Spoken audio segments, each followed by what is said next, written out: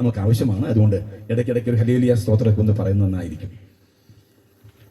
ഏറെ ബഹുമാനവും ആദരവുമുള്ള കർത്താവിന്റെ ശ്രേഷ്ഠദാസൻ കാദേശ് സഭയുടെ ആദരണീയനായ ശുശ്രൂഷകൻ ഷെനായി അവറുകൾ എത്രയോ വർഷങ്ങളായി താൻ സുവിശേഷ പ്രേക്ഷിത വൃത്തിയിൽ സജീവമായി നിൽക്കുകയും പാതയോരങ്ങളിലും മറ്റ് ഇടങ്ങളിലുമൊക്കെ പരസ്യമായി സുവിശേഷ പ്രചരണ പരിപാടികൾ സംഘടിപ്പിക്കുകയും സത്യസുവിശേഷം ദേശത്ത് അറിയിക്കണമെന്നുള്ള അദമ്യമായ ആഗ്രഹത്തിന്റെ ഫലമായി നിരവധി ഇടങ്ങളിൽ താൻ ഇത്തരം യോഗങ്ങൾ സംഘടിപ്പിക്കുന്നത് നമുക്കൊക്കെ അറിവുള്ളതാണ്.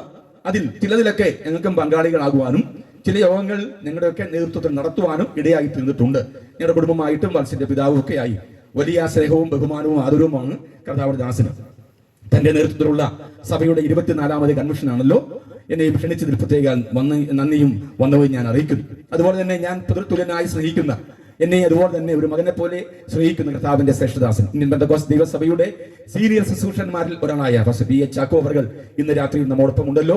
അതോടെ ദൈവത്തെ സ്തുതിക്കുന്ന ഒരു വലിയ അനുഗ്രഹമാണ്. വേദിയിലും ഒപ്പം തന്നെ ഈ ഓഡിയൻസിനിടയിലും ഒക്കെ ആയിരിക്കുന്ന കർത്താവിന്റെ ശ്രേഷ്ഠദാസന്മാർ, നിങ്ങളെല്ലാവരും ഞാൻ ആദരിക്കുന്നു, ബഹുമാനപൂർവ്വം വന്ദനം ചൊല്ലുന്നു. ഈ യോഗം ശ്രദ്ധിക്കുന്നതിന് വേണ്ടി ഇവിടെ ആയിരിക്കുന്ന, ഈ യോഗത്തിൽ സജീവമായി പങ്കാളിത്തം കൊണ്ട് നിങ്ങളുടെയൊക്കെ സാന്നിധ്യം കൊണ്ടുമൊക്കെ സഹകരിക്കുന്ന എല്ലാ ദൈവമക്കൾക്കും കർത്താവായ യേശുക്രിസ്തുവിന്റെ നിസ്തുല്യമായ നാമത്തിൽ വന്ദനം പറയുന്നു. ഈ ചുറ്റുപാടുമുള്ള എല്ലാ അയൽ ഭവനങ്ങൾ, ഞങ്ങളുടെ ഈ ശബ്ദ സീമയ്ക്കുള്ളിൽ ഞങ്ങളെ ശ്രദ്ധിച്ചുകൊണ്ടിരിക്കുന്ന എല്ലാവർക്കും കർത്താവായ യേശുക്രിസ്തുവിന്റെ നിസ്തുല്യമായ നാമത്തിൽ വന്ദനം രേഖപ്പെടുത്തിക്കൊണ്ട് ഒരു വാക്യം നിങ്ങളുടെ മധ്യത്തിൽ വായിക്കാൻ ആഗ്രഹിക്കുന്നു. അതിൽ നിന്നും ഒരു ചെറിയ ചിന്ത ഇന്ന് രാത്രിയിൽ പറയുവാൻ ആഗ്രഹിക്കുകയാണ്. നമ്മുടെയൊക്കെ സുവിശേഷ വേദികളിൽ നിന്നും സുവിശേഷം അന്യമായിക്കൊണ്ടിരിക്കുന്ന ഒരു കാലഘട്ടത്തിലാണ്. എന്തിനേക്കോ ആൾബഹളങ്ങളും അരങ്ങുകളും, അല്ലെങ്കിൽ സത്യസുവിശേഷം ലോകത്തോട് പറയേണ്ട വേദികൾക്ക് സുവിശേഷം അന്യമായിക്കൊണ്ടിരിക്കുന്ന ഒരു കാലത്താണ് നമ്മൾ ജീവിക്കുന്നത്. നമ്മളെല്ലാം സുവിശേഷ പ്രചരണ പരിപാടികളും സുവിശേഷ പ്രസംഗങ്ങളും സംഗീത സായാഹ്നങ്ങളും ഒക്കെ സംഘടിപ്പിക്കാറുണ്ട്. അവിടെയെല്ലാം വളരെ പ്രഗത്ഭരായ ആളുകളെയൊക്കെ നമ്മൾ വിളിക്കാറുണ്ട്. അവരെല്ലാം സുവിശേഷം പങ്കുവയ്ക്കാറുണ്ട്. പക്ഷെ എത്ര വേദികളിൽ സുവിശേഷം പങ്കുവയ്ക്കുന്നു, ദേശത്തോട് സുവിശേഷം പറയാൻ പറ്റുന്നു എന്നുള്ളത് നമ്മൾ ചിന്തിക്കണം. എന്നോട് ഞാൻ കയറി വന്നപ്പോൾ കർത്താവിന്റെ ദാസൻ പറഞ്ഞ ആള് വന്നോട്ട് എന്നിട്ട് ഇരുന്നാവോ എന്ന് പറഞ്ഞു. ഞാൻ പറഞ്ഞ മൈക്കുണ്ടോ, കേൾക്കാവില്ലല്ലേ, നമുക്ക് സുവിശേഷമാണ് പറയേണ്ടത്. ഞാൻ പറഞ്ഞ താല്പര്യം, ഇന്ന് രാത്രിയിൽ ഒരു ആത്മീയ ഉത്തേജനത്തിനോ നിങ്ങളെ ഒന്ന് ആത്മീയ ബോധവൽക്കരിക്കുന്നതിനോ നിങ്ങളിൽ അന്തർലീനമായ വിശ്വാസത്തെ ഒന്നുകൂടി പെരുപ്പിക്കുന്നതിനോ ഒന്നുകൂടി ഉറപ്പിക്കുന്നതിന് അപ്പുറമായി ഈ ദേശത്തോട് സത്യസുവിശേഷം പറയണം എന്നുള്ള ഒരു വലിയ ആഗ്രഹം എന്റെ മനസ്സിൽ ഉണ്ടായിരുന്നത് കൊണ്ട് അത്തരത്തിലുള്ള ഒരു സന്ദേശമായിരിക്കും ഇന്ന് രാത്രി ഞാൻ പങ്കുവെക്കാൻ ആഗ്രഹിക്കുന്നത്. ഒന്നുകൂടി ഞാൻ പറയാം, നിങ്ങൾ പ്രതീക്ഷിക്കുന്ന ഒരു നമ്മുടെ സഭയ്ക്കകത്തുള്ള ഒരു നിങ്ങൾക്കൊക്കെ ഒരു ആത്മീയ ചൈതന്യം വരുത്തുന്ന ഒരു സന്ദേശം ആയിരിക്കില്ല ഞാൻ പറയാൻ പോകുന്നത്. അതുകൊണ്ട് തന്നെ ഒരു നടത്തിപ്പില്ലായിരുന്നു എന്ന് പറഞ്ഞ് വിലയിട്ട് പോകാതെ ഇടയ്ക്കിടയ്ക്ക് ഒരു ഹല്ലേലൂയ സ്തോത്രം ഒന്ന് പറയുന്നത് നന്നായിരിക്കും. ഒരു സ്തോത്രം പറയാമോ? ഞാൻ അങ്ങനെ പറയിപ്പിക്കുന്ന ഒരാളല്ല, എന്നാലും ഇടയ്ക്കിടയ്ക്ക് നിങ്ങൾ എന്ത് ചെയ്യണം, പറയുന്നത് ഒരു സന്തോഷമാണ്. നമുക്ക് വായിക്കാം റോമാലേഖനം 7-ാം അധ്യായം 24-ാം വാക്യം. റോമാലേഖനം 7-ാം അധ്യായം 24-ാം വാക്യം ഞാൻ തന്നെ വായിക്കാം. അയ്യോ, ഞാൻ അരിഷ്ട മനുഷ്യൻ, ഈ മരണത്തിന് അധീനമായ ശരീരത്തിൽ നിന്നും എന്നെ ആർ വിടുവിക്കും? റോമാലേഖനം 7-ാം അധ്യായം 24-ാം വാക്യം ഇങ്ങനെയാണ്: അയ്യോ, ഞാൻ അരിഷ്ട മനുഷ്യൻ, ഈ മരണത്തിന് അധീനമായ ശരീരത്തിൽ നിന്നും എന്നെ ആർ വിടുവിക്കും? What a wretched man I am, who will rescue me from this body that is subject to death? മരണത്തിന് അധീനമായ ഈ ശരീരത്തിൽ നിന്നും ആർ എന്നെ വിടുവിക്കും? ഈ വാക്യത്തെ അധികരിച്ചുകൊണ്ട് ഒരു ചെറിയ ചിന്ത നിങ്ങളുടെ മുമ്പിൽ വെക്കുവാൻ ആഗ്രഹിക്കുന്നു. ഒരു വാക്ക് നമുക്ക് പ്രാർത്ഥിക്കാം. പരിശുദ്ധ പിതാവേ, ഞങ്ങളുടെ നാമത്തിൽ ആശ്രയിച്ച് തീരുമാനിച്ച നടന്നുകൊണ്ടിരുന്ന ഈ യോഗത്തിന്റെ അവസാന ദിവസമാണല്ലോ, അതിന്റെ അവസാന മണിക്കൂറുകളാണ്. കഴിഞ്ഞ 2 രാത്രികളിലും ദൈവത്തിന്റെ പരിശുദ്ധാത്മാവ് ഈ ദേശത്തോട് കൃത്യമായി അങ്ങനെ ദാസന്മാരിലൂടെ വചനം സംസാരിച്ചെങ്കിൽ, ചില വ്യക്തികളെങ്കിലും ചില കുടുംബങ്ങളിലെങ്കിലും സത്യസുവിശേഷം ചെന്നിട്ടുണ്ടെങ്കിൽ അത് ഫലം തരാതെ പോകുകയില്ല എന്ന് നിങ്ങൾക്ക് വിശ്വാസമുണ്ട്. ഇതൊരു പണക്കൊഴുപ്പിന്റെയോ പണപ്പെരുപ്പത്തിന്റെയോ അവസ്ഥയിൽ വെച്ച ഒരു യോഗമല്ല. ആത്മഭാരം ഉള്ളതുകൊണ്ട് മാത്രം ദേശം സുവിശേഷം അറിയണമെന്നുള്ള അദമ്യമായ ആഗ്രഹത്തിന്റെ ഫലമായിട്ടാണ് കർത്താവേ ഞങ്ങൾ അങ്ങനെ നാമത്തിന് വേണ്ടി ഇവിടെ നിൽക്കുന്നത്. ഇന്ന് രാത്രിയിലും അങ്ങ് ഞങ്ങളോട് സംസാരിക്കണം. ഈ വചനത്തിലൂടെ കർത്താവെ അശക്തനായ ഞാൻ, കർത്താവെ അങ്ങയുടെ വചനം സംസാരിക്കുമ്പോൾ അങ്ങയുടെ പരിശുദ്ധാത്മാവ് കൃത്യമായി ജനങ്ങളിലേക്ക് ഈ സന്ദേശം എത്തിക്കുവാൻ അങ്ങ് അടിയനെ ഉപയോഗിക്കണം. ജനത്തെ കൂട്ടുവരുത്തിയാട്ടെ. കേൾക്കുന്ന ഓരോ വ്യക്തിയിലും ഒരു പാപബോധം ഉണ്ടാകുവാൻ, ഒരു മാനസാന്തരം ഉണ്ടാകുവാൻ, യഥാർത്ഥത്തിൽ സുവിശേഷം അറിയുവാൻ, കർത്താവെ അങ്ങേ അറിയുവാൻ, ചില കുടുംബങ്ങൾക്ക് സമാധാനം ഉണ്ടാകുവാൻ, ഇന്ന് രാത്രി ചില കുടുംബങ്ങൾ വിടുവിക്കപ്പെടുവാൻ ഇടയാകണം. സമാധാനത്തിന് വേണ്ടി എന്ത് ചെയ്യണം? ഞങ്ങൾ എന്ത് ചെയ്യണം?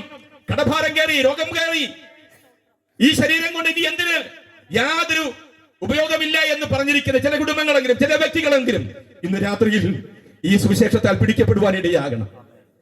ഞങ്ങളുടെ ആളുടെ നാമം കർത്താവ് ഉയരണ്ട, അങ്ങനെ നാമം മാത്രം ഉയരണം, യേശുവിൻ നാമം തന്നെ. ഹല്ലേലൂയ. സ്തോത്രം പറഞ്ഞേ.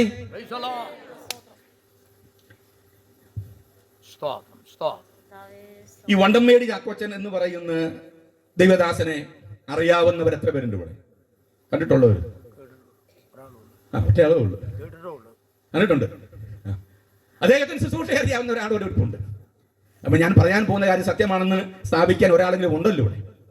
അദ്ദേഹം കിഴക്ക് വണ്ടംമേരിൽ നിന്നും എനിക്ക് ഉള്ള സഞ്ചി പോലെ ഒരു സഞ്ചിയൊക്കെ ഇട്ട് ഈ നാൽക്കവലയിൽ കൂടി പണ്ട് സുവിശേഷ പെന്തക്കോസ്തിന്റെ ആരംഭ കാലഘട്ടങ്ങൾ നാൽക്കവലയിൽ കടന്നു വന്ന് സർക്കസ് ഒക്കെ കാണിച്ച് തലകുത്തി നിന്ന് കരണം മറിഞ്ഞ് മാജിക്ക് കാണിച്ച് ആളെ കൂട്ടിയിട്ട് സുവിശേഷം പറയുക പതിവായിരുന്നു. അങ്ങനെ ട്രാക്ട് കൊടുത്ത് അദ്ദേഹം വണ്ടംമേടിൽ നിന്നും നമ്മുടെ നാട്ടിലേക്ക് വന്ന് ട്രാക്ട് കൊടുത്ത് നമ്മുടെ ജില്ലാ കോടതിയിലേക്ക് വന്നു. അന്ന് ജില്ലാ കോടതിയിൽ പ്രമാദമായ ഒരു കേസിന്റെ വിധി പ്രഖ്യാപിക്കുന്ന ദിവസമാണ്. അദ്ദേഹം കോടതി വളർത്തിപ്പിൽ കയറി പതുക്കെ ട്രാക്ട് കൊടുത്തു തുടങ്ങി. ഈ കോടതി വളർത്തിപ്പിൽ കയറി ട്രാക്ട് കൊടുത്തപ്പോൾ എല്ലാവരും വാങ്ങിക്കുന്നു. ജഡ്ജി വിധി പറയാൻ വേണ്ടി കാത്തു നിൽക്കുന്ന സമയമാണ്. പിൻ ഡ്രോപ്പ് സൈലന്റ്.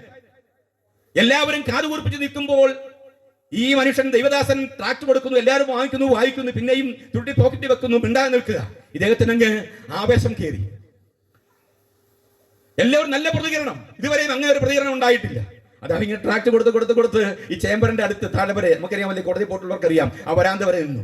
സന്തോഷം സഹിക്കവയ്യാതെ വിധി പ്രഖ്യാപിക്കാൻ നിൽക്കുന്ന ഈ സമയത്ത് ഈ മനുഷ്യൻ ദൈവദാസൻ ഹല്ലേലൂയ എന്ന് 3 പ്രാവശ്യം ഉറക്കെ പറഞ്ഞു. ഈ ഹല്ലേലൂയ കേട്ട് കോടതി ജഡ്ജി പറഞ്ഞു, ആമേനെ പറഞ്ഞു വിട്ടു. നമുക്കറിയില്ല, ആമീനെ പറഞ്ഞു വിട്ടു. അദ്ദേഹത്തെ വിളിച്ചു വരാൻ പറഞ്ഞു. കോടതി അലക്ഷ്യമാക്കിയതിന് ഒരു ഹല്ലേലൂയയ്ക്ക് 50 രൂപ വെച്ച് 150 രൂപ വില. എത്ര വർഷം മുമ്പാ? അദ്ദേഹം ജഡ്ജി പറഞ്ഞു ഉദ്ദേശിച്ച് 150 രൂപ പേരെ അടയ്ക്കണം. കോടതി അലക്ഷ്യമാക്കി. ഇപ്പം ഞാൻ വിധി പറയാൻ പോവുക. ഇവിടെ ആകെ അരമ്പുണ്ടാക്കി. അതുകൊണ്ട് ഉദ്ദേശിച്ചത് ഈ ഒച്ച കാരണം കോടതി അലക്ഷ്യമായി. അതുകൊണ്ട് 150 രൂപ അടയ്ക്കണമെന്ന് പറഞ്ഞു. ഇദ്ദേഹം ചുറ്റുപാടും നോക്കി. കാശുണ്ടോ എന്ന് ചോദിച്ച്, കാശൊന്നുമില്ല. ഇത് പറയുക ഒരു 3 എണ്ണം കൂടി എന്ന് പറഞ്ഞു. അപ്പൊ എത്രയായി? 6. അപ്പൊ 300 രൂപ അടയ്ക്കണം. അദ്ദേഹം ചോദിച്ചു, ആ ജഡ്ജി ചോദിച്ചു, ഉദ്ദേശിച്ച കയ്യിൽ 150 രൂപ എടുക്കാനില്ല, പിന്നെങ്ങനെയാ ഇപ്പൊ ഒരു 300 രൂപ കൂടെ അഡീഷണൽ ആയില്ലേ? എത്രയായി? പൈസ ഉണ്ടോ? അദ്ദേഹം പറഞ്ഞു, എന്റെ യമാനെ, എന്റെ അങ്ങുന്നേ, ഇപ്പോഴാണ് എനിക്ക് മനസ്സിലായത് ഞാൻ പറയുന്ന ഹല്ലേലൂയയുടെ വില 50 രൂപയാണ്. കോടതി വിധിച്ച വില എത്രയാ? 50 രൂപ. അപ്പൊ 50 രൂപയുടെ ഒന്നും പറഞ്ഞില്ലെങ്കിലും ഒരു 5 രൂപയുടെ എങ്കിലും എന്ത് ചെയ്യണം? ഇടയ്ക്കിടയ്ക്ക് ഇങ്ങനെ പറഞ്ഞുകൊണ്ടിരിക്കും. സ്തോത്രം. മടങ്ങി വരാം. വായിച്ച വാക്യം ഇതാണ്.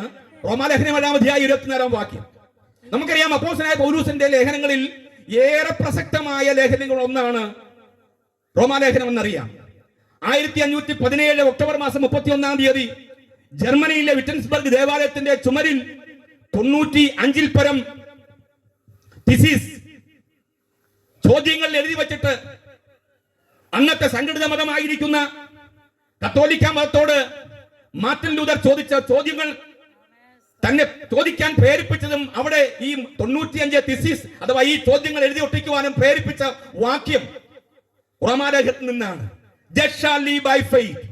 വിശ്വാസത്താൽ നീതിമാൻ ജീവിക്കും.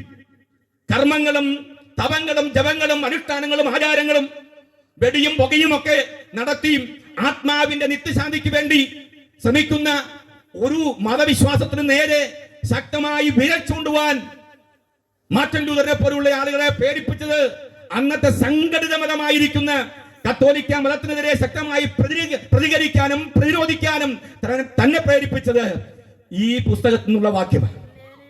അതുകൊണ്ട് റോമാലേഖനം എന്ന് പറയുന്നത് ലേഖനങ്ങളുടെ രാജ്ഞി എന്നാണ് അറിയപ്പെടുന്നത്. നമുക്കറിയാം, 1-2 തെസലോനിക്ക ലേഖനം എന്ന് പറയുന്നത് അപ്പോസ്തലന്റെ എസ്കറ്റോളജിക്കൽ യുഗാന്തരപരമായ ലേഖനങ്ങളുടെ പരമ്പരയാണ്. 2-ാം മിഷണറി യാത്രയിൽ താൻ എഴുതിയ ലേഖനങ്ങളുടെ ആകത്തുക, തന്റെ ഉള്ളിന്റെ ഉള്ളിൽ ഉദിച്ചുയർന്ന ചിന്തകളും ആശയങ്ങളും മൂല്യങ്ങളും ഒക്കെ ക്രിസ്തു കേന്ദ്രീകൃതമായ മൂല്യങ്ങൾ സഭയ്ക്ക് പ്രദാനം ചെയ്യുവാൻ നാളെ സഭയ്ക്ക് എന്ത് സംഭവിക്കും എന്നതിനെ സംബന്ധിച്ചുള്ള കൃത്യമായ അടയാളപ്പെടുത്തലുകൾ, ബോധ്യപ്പെടുത്തലുകൾ 2-ാം മിഷണറി യാത്രയിൽ 1-2 തെസലോനിക്കയിൽ താൻ എഴുതി. അതാണ് എസ്കറ്റോളജിക്കൽ തിസിസ് എന്ന് പറയുന്നത്. നമുക്കറിയാം, റോമാലേഖനം, ഗലാത്യ ലേഖനം, 1-2 കൊരിന്ത്യ ലേഖനം മൂന്നാം മിഷണറി യാത്രയിൽ പൗലോസ് എഴുതുന്നു അതിനെ സെറ്റീരിയോളജിക്കൽ തിസിസ് അഥവാ രക്ഷാ തത്വശാസ്ത്രപരമായ പൗലോസിന്റെ ലേഖനങ്ങൾ. ഫിലിപ്പ് ലേഖനം, എഫേസ്യ ലേഖനം, കൊലോസ്യ ലേഖനം, ഫിലോമോൻ ലേഖനം, ഈ ലേഖനങ്ങൾ മൂന്നാം മിഷണറി യാത്രയിലാണ് പൗലോസ് എഴുതുന്നത്. അത് ക്രിസ്റ്റോളജിക്കൽ തിസിസ് ആണ്, അഥവാ ക്രിസ്തു ശാസ്ത്രപരമായ ലേഖനങ്ങൾ. ഇനി 1-2 തീമോഥെയോസിന്റെ പുസ്തകം ഇത് സഭാതത്വശാസ്ത്രപരമായ ലേഖനങ്ങളാണ്, അഥവാ എക്ലീസിയോളജിക്കൽ തിസിസ്. ഞാനിത് പറയാൻ കാര്യം, അങ്ങനെ പൗലോസിന്റെ ലേഖനങ്ങളെ മുഴുവൻ നമ്മൾ പഠിച്ചു കഴിഞ്ഞാൽ വൈവിധ്യമാർന്ന മേഖലയിൽ സഭാതത്വശാസ്ത്രപരമായിട്ടും രക്ഷാതത്വശാസ്ത്രപരമായിട്ടും യുഗാന്തര ലേഖനങ്ങൾ നിലയിലും ഒക്കെ വൈവിധ്യമാർ നമുക്ക് കാണാൻ കഴിയും. അതിൽ നിന്നും ഏറെ പ്രധാനമുള്ള രക്ഷാതത്വശാസ്ത്രപരമായ ലേഖനങ്ങളിൽ ഏറ്റവും പ്രസക്തമായ ലേഖനമാണ് റോമാലേഖനം എന്ന് പറയുന്നത്. പൗലോസ് തന്റെ മൂന്നാം മിഷണറി യാത്രയിൽ കൊരിന്ത്യ സഭയ്ക്ക് അതിസൽക്കാരം ചെയ്തു വരുന്ന ഗായോസിനെ വിട്ട് താമസിക്കുന്ന സമയത്ത് തെർസോസ് എന്ന് പറയുന്ന എഴുത്തുകാരനെ വെച്ച് പറഞ്ഞുകൊടുത്ത് എഴുതിക്കുകയും തെംക്രയ സഭയുടെ ശുശ്രൂഷക്കാരത്തിയായ ഫേബയുടെ കയ്യിൽ കൊടുത്തുവിട്ട് സഭയിൽ വായിക്കണം, അവരെ ആത്മീയ പ്രചോദനത്തിന് വേണ്ടി ഉണർത്തണം, അവരെ സഭാപരമായ രക്ഷാതത്വശാസ്ത്രപരമായ എന്നാൽ ക്രിസ്തു കേന്ദ്രീകൃതമായ ജീവൻ നയിക്കാൻ അവരെ പ്രേരിപ്പിക്കുന്ന ആശയങ്ങളും സംവാദങ്ങളും അതിനുള്ള മറുപടികളും ചോദ്യങ്ങളും ഉപചോദ്യങ്ങളും ഒക്കെ ആയിട്ട് റോമാലേഖനം കൊടുത്തുവിടാനിടയായിത്തീർന്നു. അതാണ് ഇതിന്റെ ഏറ്റ ചുരുക്കം എന്ന് പറയുന്നത്. പ്രിയമുള്ളവരെ, സഭ ഈ പൗലോസിന്റെ ലേഖനമെല്ലാം പറഞ്ഞ് നിങ്ങളെ ഒന്നുകൂടി ഒരു ഉണർത്താനല്ല ഞാൻ ആഗ്രഹിക്കുന്നത്. എന്റെ വിഷയത്തിലേക്ക് വരികയാണ്. നമുക്കറിയാം, ഈ പുസ്തകം പഠിച്ചു കഴിഞ്ഞാൽ 5, 6, 7, 8 എന്നീ അധ്യായങ്ങൾ റോമാലേഖനം വളരെ വ്യത്യസ്തമായ നിലയിൽ എന്ന് പറഞ്ഞാൽ ഒരു വിശ്വാസി അറിഞ്ഞിരിക്കേണ്ട ഏറ്റവും പ്രായോഗിക തലത്തിലും അവന്റെ വൈകാരിക തലത്തിലും അവന്റെ ഭൗതിക തലത്തിലും അവന്റെ വിശ്വാസ തലത്തിലും അവൻ അറിഞ്ഞിരിക്കേണ്ട ഏറ്റവും പ്രധാനപ്പെട്ട കാര്യങ്ങൾ ഒരു പടി കൂടി പറഞ്ഞാൽ വിശ്വാസപരമായി അവൻ അറിയേണ്ട ഏറ്റവും പ്രസക്തമായ ചിന്തകളാണ് ഈ 4 അധ്യായങ്ങളിൽ നമുക്ക് കാണാൻ കഴിയുന്നത്. 5-ാം അധ്യായത്തിൽ നീതീകരണവും, 6-ാം അധ്യായത്തിൽ ഏകീകരണവും, 7-ാം അധ്യായത്തിൽ വിശുദ്ധീകരണവും, 8-ാം അധ്യായത്തിൽ തേജസ്കരണവും പൗലോസ് കോർത്തിണക്കി സഭയുടെ അല്ലെങ്കിൽ അടിസ്ഥാനപരമായി ഒരു ക്രിസ്തു വിശ്വാസി, ക്രിസ്തു കേന്ദ്രീകൃതമായ ജീവൻ നയിക്കുന്ന ഒരു വ്യക്തി അറിഞ്ഞിരിക്കേണ്ട ഏറ്റവും പ്രസക്തമായ ചിന്തകളാണ് റോമാലേഖനത്തിൽ ഈ 4 അധ്യായങ്ങൾ കാണാൻ കഴിയുന്നത്. അതില് 7-ാം അധ്യായത്തിലേക്ക് വരുമ്പോൾ വിശുദ്ധീകരിക്കപ്പെടണം എന്ന പ്രമേയം താൻ കൃത്യമായി അവതരിപ്പിക്കുമ്പോൾ താൻ ഏറ്റവും പ്രസക്തമായി ചോദിക്കുന്ന ചോദ്യം, ഉയർത്തുന്ന സംവാദ ചോദ്യം ഇതാണ്: അയ്യോ, ഞാൻ അരിഷ്ട മനുഷ്യൻ, ഈ മരണത്തിന് അധീനമായ ശരീരത്തിൽ നിന്നും ആരെന്നെ വിടുവിക്കും? ഈ ചോദ്യം, അതിന് മറുപടിയാണ് ആ അധ്യായത്തിൽ കാണാൻ കഴിയുന്നത്. ഇന്ന് രാത്രിയിൽ ഈ ദേശം അറിയേണ്ട, നമ്മൾ അറിയേണ്ട ഏറ്റവും പ്രസക്തമായ ചില ചിന്തകൾ ഈ വാക്യത്തെ അധികരിച്ചുകൊണ്ട് പറയാനാണ് ഞാൻ താല്പര്യപ്പെടുന്നത്. കാലികമായി ഇന്ന് നടന്നുകൊണ്ടിരിക്കുന്ന ഈ വർത്തമാനകാല സംഭവങ്ങളിലൊക്കെ അടിസ്ഥാനത്തിൽ ഒരു ചെറിയ ചിന്ത നിങ്ങളുമായി പങ്കുവെച്ച് എന്റെ വാക്കിന് വിരാമം കുറിക്കാം. നമുക്കറിയാം, വിശുദ്ധ വേദപുസ്തകം ചോദ്യങ്ങളുടെ മാത്രം പുസ്തകമല്ല. പൗലോസ് പറയുന്നു, മരണത്തിന് അധീനമായ ശരീരം, ഈ ശരീരത്തിന് മോചനമുണ്ടോ? ഈ ചോദ്യം പൗലോസ് ഉയർത്തുമ്പോൾ തന്നെ അതിന് മറുപടി കൂടി തുടർന്നുള്ള വാക്യങ്ങളിൽ, അധ്യായങ്ങളിൽ താൻ രേഖപ്പെടുത്തുന്നുണ്ട്. അതുകൊണ്ടാണ് ഞാൻ പറഞ്ഞത്, ബൈബിൾ എന്ന് പറയുന്നത് ചോദ്യങ്ങളുടെ പുസ്തകമല്ല, മറിച്ച് ചോദ്യങ്ങൾക്ക് മറുപടി കൂടി നൽകുന്ന പുസ്തകമാണ്. മനുഷ്യന്റെ ചോദ്യങ്ങൾക്ക് അവനോളം വലിപ്പമുണ്ട്, പഴക്കമുണ്ട്. മാനവ ചരിത്രത്തിലെ ആദ്യത്തെ ചോദ്യം ചോദിച്ചത് മനുഷ്യനാണെങ്കിൽ ദൈവം ചോദിക്കുകയും ദൈവം തന്നെ അതിന് ഉത്തരം കണ്ടെത്താൻ ശ്രമിക്കുകയും അല്ലെങ്കിൽ കണ്ടെത്തുകയും ചെയ്തു എന്നുള്ളതാണ് ഉൽപ്പത്തി പുസ്തകത്തിന്റെ ചരിത്രം. ഒന്നാമത്തെ ചോദ്യം ഇതാണ്, 3-ാം അധ്യായം 9-ാം വാക്യം ഉൽപ്പത്തി പുസ്തകം. ദൈവം മനുഷ്യനെ വിളിച്ചിട്ട് ചോദിക്കുക, നീ എവിടെ? 3:11. 2-ാം ചോദ്യം, നീ നഗ്നനാണെന്ന് ആര് നിന്നോട് പറഞ്ഞു?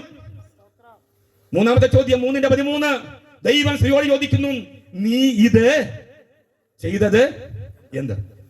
ശ്രദ്ധിക്കുക പ്രിയമുള്ളവരെ, എന്തുകൊണ്ട് ചോദ്യം? വിവരങ്ങൾക്കായുള്ള അഭ്യർത്ഥനയ്ക്ക്, അഥവാ വിവരങ്ങൾക്കായുള്ള അഭ്യർത്ഥനയുടെ ഉച്ചാരണമാണ് വാസ്തവത്തിൽ, അന്വേഷണമാണ് വാസ്തവത്തിൽ ചോദ്യം എന്ന് പറയുന്നത്. ഒരു സംഭവത്തെ കുറിച്ചുള്ള കൃത്യമായ വിവരശേഖരണമാണ് ചോദ്യങ്ങൾ എന്ന് പറയുന്നത്. അങ്ങനെയാണെങ്കിൽ ഇന്ന് രാത്രിയിൽ ആ വിവരശേഖരണത്തിനുള്ള ചോദ്യങ്ങൾ മാത്രം ചോദിക്കുകയല്ല, അതിനുള്ള മറുപടിയായി വിവരം കൂടി അറിഞ്ഞു വേണം നമ്മൾ പോകുവാൻ. മനുഷ്യന്റെ ശൂന്യതയ്ക്ക് ദൈവം നൽകുന്ന ഉത്തരം. ശ്രദ്ധിക്കുക, എന്റെ പ്രഭാഷണത്തിന്റെ ഒന്നാം ഭാഗം ഇതാണ്: മനുഷ്യന്റെ ശൂന്യതയ്ക്ക് നേരെയുള്ള ദൈവത്തിന്റെ ഉത്തരം. നമ്മുടെ വായിച്ച വാക്യം ഇങ്ങനെയാണ്: റച്ചഡ് അഥവാ അരിഷ്ട മനുഷ്യൻ. എന്താ അരിഷ്ട മനുഷ്യൻ? അരിഷ്ടത എന്ന വാക്കിന്റെ മലയാള പരിഭാഷ അഥവാ അർത്ഥം എന്താക്കിയാണ്? നികൃഷ്ടമായ, മോശമായ, ഉതകാത്ത, കുൽസിതമായ, ദുഃഖപൂർണമായ, തരംതാണ നിലവാരമുള്ള. ശ്രദ്ധിച്ചേ, മനുഷ്യൻ സ്വയം ചോദിക്കുന്ന ചോദ്യം, അഥവാ പൗലോസ് ഇവിടെ മാനവജാതിക്ക് നേരെ ഉയർത്തുന്ന ചോദ്യം ഇതാണ്: അയ്യോ, ഞാൻ അരിഷ്ട മനുഷ്യൻ. എന്റെ അരിഷ്ടതയ്ക്ക് കാരണം എന്താ? എന്താ അരിഷ്ടത? അയ്യോ, ഇത്രയും നികൃഷ്ടമായ ഒരു വ്യക്തിയാണോ ഞാൻ? അയ്യോ, ഇത്രയും മോശമായ ഒരു വ്യക്തിയാണോ ഞാൻ? കുൽസിതമായ പ്രവൃത്തിക്ക്, ദുഃഖപൂർണമായ പ്രവൃത്തിക്ക്, തരംതാണ നിലവാരമുള്ള പ്രവൃത്തി ചെയ്യുന്ന, കർമ്മം ചെയ്യുന്ന ഒരു വ്യക്തിയാണോ ഞാൻ? അങ്ങനെയാണെങ്കിൽ എന്റെ ഈ കർമ്മത്തിന്, തരംതാഴ്ചയ്ക്ക്, എന്റെ ഈ നിലവാര തകർച്ചയ്ക്ക്, എന്റെ ഈ കുൽസിത പ്രവർത്തനങ്ങൾക്ക്, എന്റെ ഈ നികൃഷ്ടമായ അവസ്ഥയ്ക്ക്, എന്റെ ഈ മോശമായ അവസ്ഥയ്ക്ക്, എന്റെ ഈ പാപത്തിന് എന്താണ് പരിഹാരം? അതാണ് എന്റെ പ്രഭാഷണത്തിന്റെ രണ്ടാം ഭാഗം. മരണത്തിന് അധീനമായി ശരീരത്തിൽ നിന്നും ആർക്ക് വിടുവിക്കാൻ കഴിയും? ശ്രദ്ധിക്കുക, മനുഷ്യന്റെ ശൂന്യതയും അതിനു നേരെയുള്ള ചോദ്യവും അതിന് മറുപടിയാണ് ഇന്ന് രാത്രിയിൽ നിങ്ങളുമായി പങ്കുവയ്ക്കുവാൻ കർത്താവിൽ ഞാൻ ശരണപ്പെടുന്നത്. ശ്രദ്ധിക്കുക, ഇപ്പൊ ഇതുവരെ നമ്മുടെ സഭയ്ക്കും നിങ്ങൾക്കൊക്കെ അറിയാവുന്ന ചില കാര്യങ്ങൾ പറഞ്ഞ് നിങ്ങളൊന്ന് ഉത്തേജിപ്പിക്കുകയായിരുന്നു. നമുക്കെല്ലാം അറിയാവുന്ന കാര്യം ഞാൻ ഇത്ര നേരം പറഞ്ഞത്. ഇനി ശ്രദ്ധിക്കുക, ഈ വിഷയവുമായി ബന്ധപ്പെട്ട് ചില കാലികമായ വിഷയങ്ങൾ കൂടി കോർത്തിണക്കി ഈ വിഷയം മുൻപോട്ട് കൊണ്ടുപോയി ഞാൻ താല്പര്യപ്പെടുക. നമുക്കറിയാം, ആശ്രഭാരത സംസ്കാരത്തിന്റെ ഈറ്റിലമെന്നൊക്കെ അറിയപ്പെടുന്ന നമ്മുടെ ഭാരതം. എന്തിനേറെ പറയുന്നു? നമ്മൾ പറയുമല്ലോ നമ്മുടെ കൊച്ചു കേരളത്തെ കുറിച്ച്: സാക്ഷര കേരളം, സുന്ദര കേരളം, അക്ഷര കേരളം, സുന്ദര കേരളം. ഇന്ത്യയുടെയും ഭാരതത്തിന്റെയും കേരളത്തിന്റെയും ഒക്കെ മറ്റ് ഇതര സംസ്ഥാനത്തിന്റെയും ഒക്കെ നിലവാര തകർച്ച, നാം വസിക്കുന്ന നമ്മുടെ പറ്റമ്മയായിരിക്കുന്ന ഭാരതാംബയുടെ നിലവാര തകർച്ച എന്താണെന്ന് നമുക്കറിയാം. ശ്രദ്ധിക്കുക, അയ്യോ, ഞാൻ വിഷയം മാറിപ്പോകുകയല്ല. അയ്യോ, ഞാൻ അരിഷ്ട മനുഷ്യൻ എന്ന് വിലപിക്കുവാൻ എന്തുകൊണ്ട് മനുഷ്യന് കാരണമായി തീരുന്നു എന്നതിന്റെ വിശദാംശമാണ് ഞാൻ പറഞ്ഞു വരുന്നത്. ഞാൻ പറഞ്ഞു, ആശ്രഭാരതത്തിന്റെ ഈറ്റിലമാണ് നമ്മുടെ നാട്. മുനിവര്യന്മാർ, തപോവനങ്ങൾ, ആശ്രമങ്ങൾ, പർണശാലകൾ, ഋഷിവര്യന്മാർ, ആത്മീയ കേന്ദ്രങ്ങൾ, നേതൃത്വങ്ങൾ, ആത്മീയ ആചാര്യന്മാരുള്ള നാടാണ് നമ്മുടെ നാട്. ആരണ്യങ്ങളും ഉപനിഷത്തുകളും വേദങ്ങളും വേദപഠനശാലകളും തത്വങ്ങളും തത്വചിന്തകളും ഒക്കെ ധാരാളം ഉള്ള നാട്. ഈ നാട് ലോകത്തിൽ ഇന്ന് ജനസംഖ്യയിൽ 1-ാം സ്ഥാനത്താണ്. 447 പ്രാദേശിക ഭാഷ സംസാരിക്കുന്ന നമ്മുടെ നാട് 4 ലോക മതങ്ങൾക്ക് ജന്മം കൊടുത്തിട്ടുണ്ട്. എന്തൊക്കെയാ? 1 ഹിന്ദുമതം, 2 ബുദ്ധമതം, 3 ജൈനമതം, 4 സിഖ് മതം. ലോക മതങ്ങൾക്ക് ജന്മം കൊടുത്ത, ആത്മീയ കാഴ്ചപ്പാടുള്ള, ആത്മീയ പ്രബോധനമുള്ള, ആത്മീയ ആചാര്യന്മാർക്ക് ജന്മം നൽകിയ ഈ നാടിന്റെ ഇന്നത്തെ അവസ്ഥ എന്താ? ശ്രദ്ധിച്ചേ, 79.8% ഹിന്ദുക്കൾ വസിക്കുന്ന നമ്മുടെ നാട്, 14.2% മുസ്ലിങ്ങൾ, 2.3% മാത്രമുള്ള ക്രിസ്ത്യാനികളുള്ള നാട്. നിങ്ങൾ പേടിക്കേണ്ട, എത്രയുണ്ട്? നമ്മള് 2.3% ഉള്ളു ഇവിടെ ഈ ഭാരതത്തിൽ. ഇനി അത് ഞാൻ പറഞ്ഞത് 2011 കണക്കാണ്, സർവേ അങ്ങനെയാണ് വന്നത്. ഇപ്പം കുറച്ചും കൂടെ കൂടി കാണും, ഒരു 3% കാണും. ബുദ്ധമതം 0.7%, ജൈനമതം 0.4%, മറ്റുള്ളവർ 0.15%. മതമില്ലാത്ത ആളുകൾ 0.25% ആളുകൾ. അപ്പോൾ അങ്ങനെ നാനാത്വത്തിലേകത്വം എന്ന് പറയുന്ന വൈവിധ്യമുള്ള ബഹുസ്വരതയുടെ നാടായി നമ്മുടെ ഈ നാട് മാറി, അല്ലേ? ആത്മീയാചാര്യന്മാർ ധാരാളമുള്ള ആള്. നമ്മുടെ മുദ്രാവാക്യം എന്താ? ഇന്ത്യയുടെ മുദ്രാവാക്യം അറിയാമോ? സത്യമേവ ജയതേ, സത്യം മാത്രം ജയിക്കുന്നു എന്ന മുദ്രാവാക്യം മുഴക്കുന്ന നാടാണ് നമ്മുടെ നാട്. 1911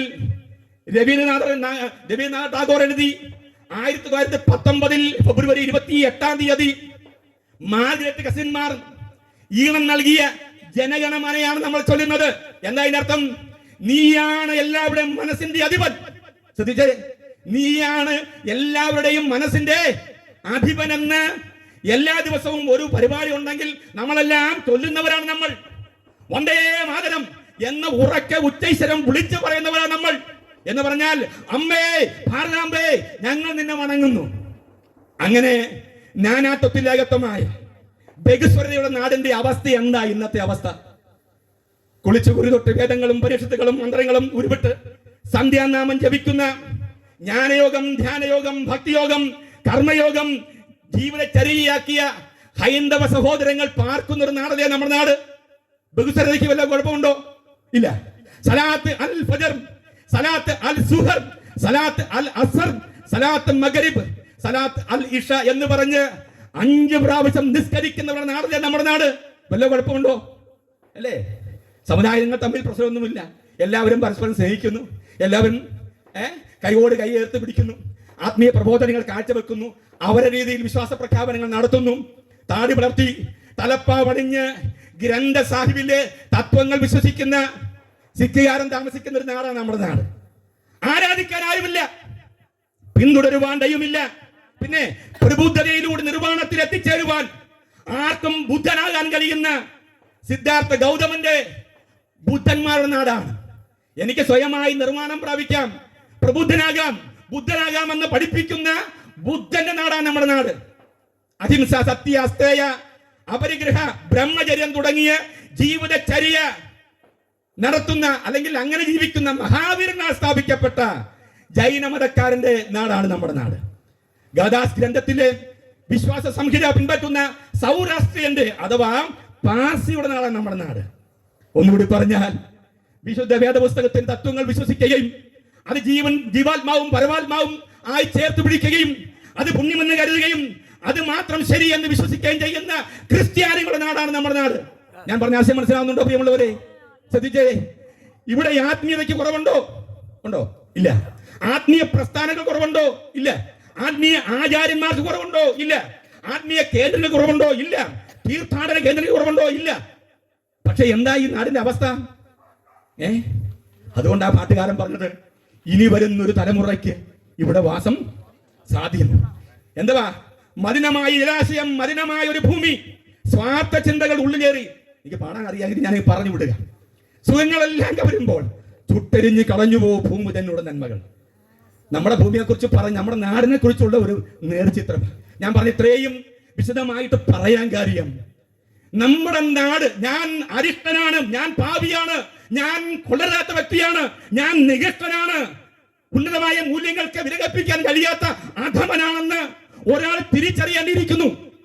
ഇവിടെ ആത്മീയ ആചാര്യന്മാരുടെയും തപോവനങ്ങളുടെയും ഉപനിഷത്തുകളുടെയും ആരണ്യങ്ങളുടെയും വിശുദ്ധ ഗ്രന്ഥങ്ങളുടെയും ആചാര്യന്മാരുടെയും ഒന്നും ഒരു കുറവുമില്ല, എല്ലാവരും ഉണ്ട്. പക്ഷേ മനുഷ്യന് സ്വയമായി ചിന്താശക്തി ഉണർന്ന മനുഷ്യന് അവനെ തിരിച്ചറിയാൻ കഴിയുന്നില്ല, അവൻ നികൃഷ്ടനാണെന്ന്. ഈ പാട്ടുകാരൻ പറഞ്ഞ പോലെ ഈ ഇന്ത്യയിൽ, ഈ കേരളത്തിൽ, ഈ ഭൂമി ജീവിക്കാൻ പറ്റുമോ എന്ന കാര്യം 2012 ഡിസംബർ മാസം ഇതുപോലെ ജനുവരി കഴിഞ്ഞ അതിന് മുമ്പുള്ള ഡിസംബർ മാസം 16 ഡൽഹിയിലെ മുനീർക്ക, ഞാൻ താമസിച്ചിട്ടുള്ള ആളാണ്, മുനീർക്ക വഴി തന്റെ കാമുവിന്റെ പുറകിൽ, ബൈക്കിന്റെ പുറകിൽ ഒരു കോട്ടിനുള്ളിൽ ഒതുങ്ങിയിരുന്ന് പാതിരാത്രി സിനിമ കഴിഞ്ഞു പോയ കഴിഞ്ഞ ശേഷം വീട്ടിലേക്ക് പോകുന്ന ഒരു ആൺകുട്ടിയും പെൺകുട്ടിയും, കാമുകനും കാമുകിയും.